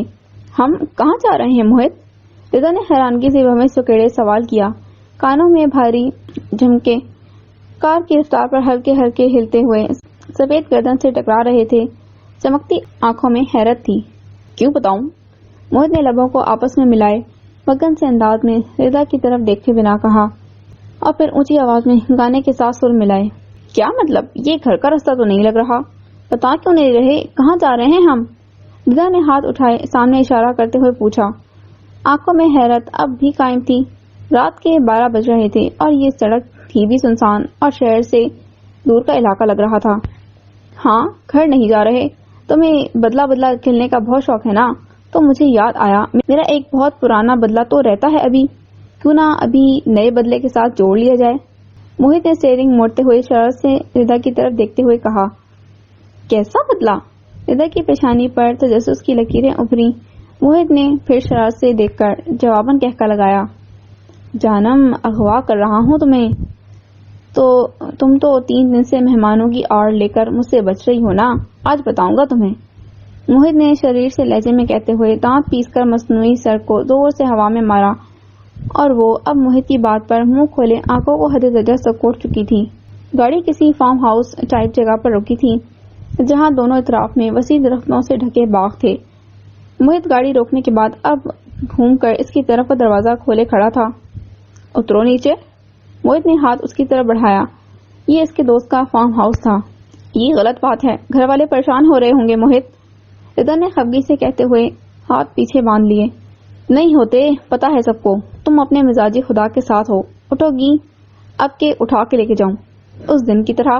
موہت نے شرارت سے دونوں ہاتھ آگے بڑھائے تو وہ فوراً اس کے ہاتھ پر چپت لگاتے ہوئے اٹھ کھڑی ہوئی اور پھر موہت کے ساتھ قدم ملاتی ہوئی چل دی۔ کس کا گھر ہے؟ ردا نے گردن ارد گرد گھماتے ہوئے سوال کیا۔ باغ اندھیرے میں ڈوبے تھے اور پھر راہداری اس کے بالکل سامنے سفید پینٹ والا چھوٹا سا گھر روشن تھا۔ تمہارے دوست کے جتنا بڑا فارم ہاؤس تو نہیں ہے، پر میرا بھی ایک دوست سیپڑ ہے جس کے پاس فارم ہاؤس ہے، موہت نے شرارت سے اس کے کان کے قریب ہوتے ہوئے کہا، اور پھر آگے بڑھ کر داخلی دروازے کا لاک چابی سے کھولا۔ یہ سفید رنگ کا لکڑی کا خوبصورت دروازہ تھا۔ آؤ، محبت سے ردا کو آنے کا اشارہ کیا۔ وہ مسکراتے ہوئے آگے بڑھی اور پھر مبہوت سی تھم گئی۔ داخلی دروازہ کھلتے ہی یہ لابی تھی اور سامنے شاندار لاؤنج تھا، پر اس کی حیران ہونے کی وجہ فرش پر بچھی گلاب کی پتیاں تھیں جو پوری لابی کا لاؤنج تک کو بھی ڈھکے ہوئے تھیں، اور جگہ جگہ جلتی کینڈلز اس خوبصورتی کو 4 چاند لگا رہی تھیں۔ میز کیا، اوپن کچن کی شیلف کیا، ہر جگہ گلاب کی پتیاں اور کینڈلز تھیں۔ یہ سب؟ ردا کی حیرت زدہ سی سرگوشی گونجی۔ یہ سب موہت کے دوستوں نے اس کے کہنے پر ترتیب دیا تھا۔ بدتمیزوں نے زیادہ ہی خرچہ کر دیا، اتنا بھی نہیں کہا تھا میں نے۔ موہت نے گردن کھجاتے ہوئے خود کلامی کی، اس پر ردا نے مڑ کر پیچھے دیکھا۔ کیا؟ وہ انتہائی خوش لگ رہی تھی، آنکھوں میں کینڈل کی طرح روشنیاں جگمگا رہی تھیں، اور موہت کو اسے یہی خوشی دینی تھی۔ کچھ نہیں، اندر تو چلو۔ موہت نے اس کا ہاتھ تھاما اور اب اسے لے کر اندر داخل ہو چکا تھا، اور وہ یوں ہی خوابوں کی سچائی پر حیرت زدہ سی اس کے ساتھ لاؤنج سے ملحقہ کمرے میں آ گئی تھی جہاں پورا کمرہ انتہائی خوبصورتی سے سجا ہوا تھا۔ It's beautiful! ردا حیران سی ستائشی نگاہیں ادھر ارد گرد گھماتی تعریف کر رہی تھی، اور موہت اس سارے دلکش منظر کو چھوڑ کر اس کے دلکش سراپے کو نگاہوں میں سمائے آگے بڑھا۔ سرخ فراق میں بال سیدھے کمر پر پھیلائے، چمکتی رنگت کے ساتھ وہ ہوشربا لگ رہی تھی۔ چلو، بہت تعریف کر لی، اب ذرا فیلنگ لے آؤ، اغوا ہوئی ہو تم، شرارت سے باز آ کر تھوڑا سا جھکتے ہوئے کہا، اور وہ جو مگن کمرے میں ادھر ادھر دیکھ رہی تھی موہت کے لہجے اور آنکھوں کے مخمور پن کو دیکھ کر جھینپ گئی۔ کیا مطلب؟ مسکراہٹ چھپاتے ہوئے دھڑکتے دل سے سمٹتے ہوئے پوچھا۔ ریڑھ کی ہڈی کی سنسناہٹ اپنا رنگ چہرے پر بکھیر رہی تھی۔ مطلب یہ کہ یاد ہے نا سب کیسے باندھا ہوا تھا مجھے رسیوں سے؟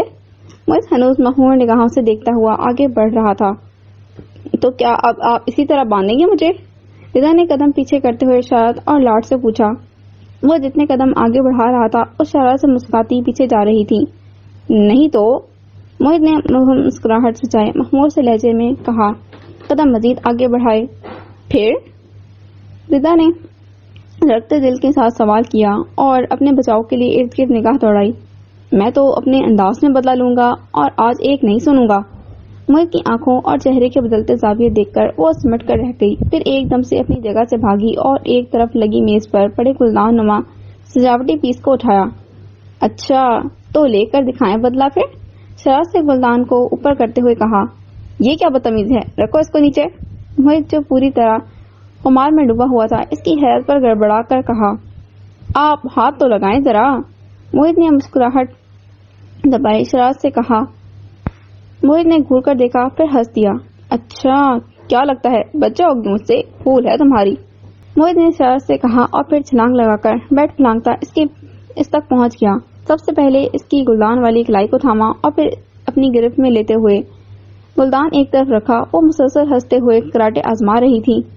موہت نے ہر وار ناکام بناتے ہوئے پھر مکمل طور پر حصار میں لیا. دونوں اب تیز تیز سانسیں لے رہے تھے اور ہنس رہے تھے. اتنا کافی ہے، اب بس بدلے کا وقت شروع ہوا. موہت نے کان کے قریب سرگوشی کی اور اس کی پتلی گالوں پر کپکپا گئی. یہ ردا کا شاندار آفس تھا جہاں میز کے قریب کھڑا موہت ایک آدمی کا گریبان تھامے ہوئے تھا. وہ نادم سی صورت بنائے سر جھکائے مجرم کی طرح کھڑا تھا. ردا کچھ دوری پر سینے پر ہاتھ باندھے ناک پھلائے کھڑی تھی. ردا کو جو شخص موہت کی خبریں پہنچاتا تھا ردا نے آج اس کا فون سے کھوج نکالا تھا اور وہ اب موہت سے نوکری کی بھیک مانگ رہا تھا. ردا اب بہت کم آفس آتی تھی کیونکہ موہت اور ملک جہاں زیب نے بہت اچھے سے بزنس کو سنبھال لیا تھا اور وہ ردا کے نام پر ایک بوتیک کھول چکی تھی جہاں اب سلے ہوئے جوڑے ڈیزائن ہوتے تھے. صرف ردا کے کہنے پر تمہیں برداشت کروں گا آفس میں، سمجھا؟ اور اب اگر اس طرح کی حرکت کی بھی تو. موہت نے مکہ دکھایا تو وہ جلدی سے گھبرا کر موہت کے آگے ہاتھ جوڑ کر کھڑا ہوا. نہیں سر، معاف کر دیں، دوبارہ کبھی ایسا نہیں ہوگا. آدمی نے کانپتے لہجے میں گزارش کی. موہت نے ایک جھٹکے سے اس کا گریبان چھوڑا اور پھر اپنے کوٹ کو جھٹکا دے کر ردا کی طرف دیکھا جس نے آنکھیں بند کیے موہت کو پرسکون ہونے کا اشارہ کیا. Now get last. موہت نے بازو لمبا کیے آدمی سے کہا جو سر جھکائے آفس سے باہر نکلا. ابھی چند قدم کا فاصلہ طے ہی کیا تھا جب اسے عقب سے آواز سنائی دی. رکیں عقیل. ردا اب مسکراتی ہوئی اس کی طرف آ رہی تھی اور پھر اس کے پاس آ کر بیگ میں ہاتھ ڈالا اور خاکی رنگ کا لفافہ اس کی طرف بڑھا دیا. یہ لو تمہارے کام کی رقم. ردا نے مسکراتے ہوئے کہا. عقیل نے پیسوں سے بھرا لفافہ تھاما اور حیرت سے ردا کی طرف دیکھا. میم برا نہ مانے تو ایک بات پوچھ سکتا ہوں؟ عقیل نے بیچارگی سے گزارش کی. ہاں پوچھو. ردا اب مسروس انداز میں کندھے پر لٹکا اپنا بیگ بند کر رہی تھی. آپ نے کیوں مجھے ایسا جھوٹ بولنے کے لیے کہا؟ میں تو وہ نہیں ہوں جو موہت سر کی مخبری کرتا تھا. عقیل حیرت سے بھویں سکڑے پوچھ رہا تھا. ردا نے سر اوپر اٹھایا اور پھر مسکرائی. کیونکہ میں نہیں چاہتی وہ جاسوس کبھی پکڑا جائے. ردا شرارت سے دائیں آنکھ کا کونا دباتی اور عقیل کے کھلے منہ سے بے نیازی برتتی سن گلاسز چڑھا کر آگے بڑھی. لبوں پر گہری مسکراہٹ تھی. موہت نے کوک کا سپ لیا اور پاس بیٹھی ردا کی طرف دیکھا جو کھانے میں مگن تھی اور اب تیسری دفعہ پلیٹ بھر رہی تھی. وہ آج کھانا کھانے باہر آئے ہوئے تھے. واہ ردا، ردا اس کو دیکھو کتنی اسمارٹ ہے. موہت نے ردا کے قریب ہو کر اسے ٹھوکا. ردا نے چہرے کو اوپر اٹھایا. سامنے ایک لڑکی کھڑی تھی، دبلی پتلی خوبصورت. ہاں اور یار بال تو دیکھو کتنے پیارے ہیں. ردا نے بھی پرشوق نگاہیں جمائے تعریف میں موہت کا ساتھ دیا. موہت نے گھور کر ردا کی طرف دیکھا. شرم تو نہیں آتی؟ مجال ہے جو اثر ہو تمہیں. بجائے جلنے کے میرا ساتھ دے رہی ہو لڑکی کو تاڑنے میں. موہت نے خفگی سے کہا. وہ اس لیے کہ مجھے پتا ہے آپ مجھے پمپ کر رہے ہیں کہ میں ڈائٹ شروع کر دوں جو میں ابھی بالکل بھی نہیں کرنا چاہتی. اشال کے بعد بھی تو ہو گئی تھی نا تم اسمارٹ. اب اذان بھی تو 2 سال کا ہو گیا ہے. ردا نے خفا سی صورت بنائے ہوئے سر مارا جس پر موہت گھور کر رہ گیا. وہ اب پھر کھانے میں مگن ہو چکی تھی. اچھا اب ایسے طنز سے دیکھنا چھوڑیں اور یہ دیکھیں اشال اور اذان زیادہ دور جا رہے ہیں. اٹھیں بچے سنبھالیں. ردا نے موہت کے کندھے کو ہلاتے ہوئے کہا. تم زیادہ چلاک نہیں بن رہی اس معاملے میں. کل سارا دن میرا تھا، آج تمہارا ہے بچے سنبھالنے کا.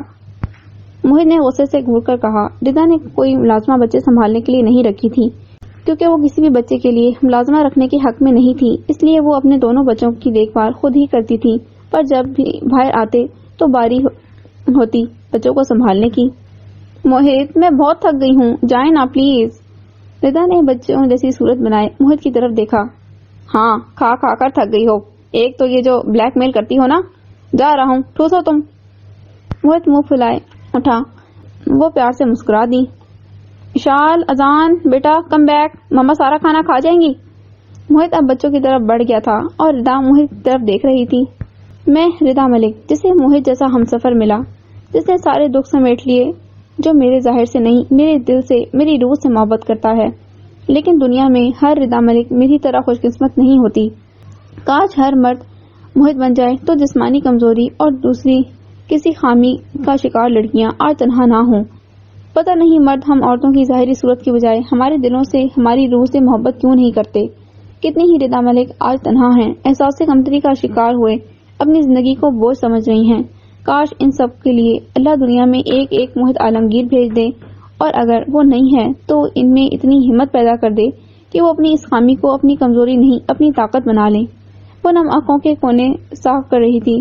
موہت بچوں کی انگلیاں تھامے مسکراتا ہوا اس کی طرف آ رہا تھا۔ ختم شد۔ So this was the end of the novel انوکھی جیت۔ امید کرتی ہوں آپ کو یہ ناول بہت بہت پسند آیا ہوگا۔ پلیز اس ویڈیو کو لائک کریں، شیئر کریں اور میرے چینل کو سبسکرائب کریں۔ ملتے ہیں ایک نیو ناول کے ساتھ۔ اللہ حافظ۔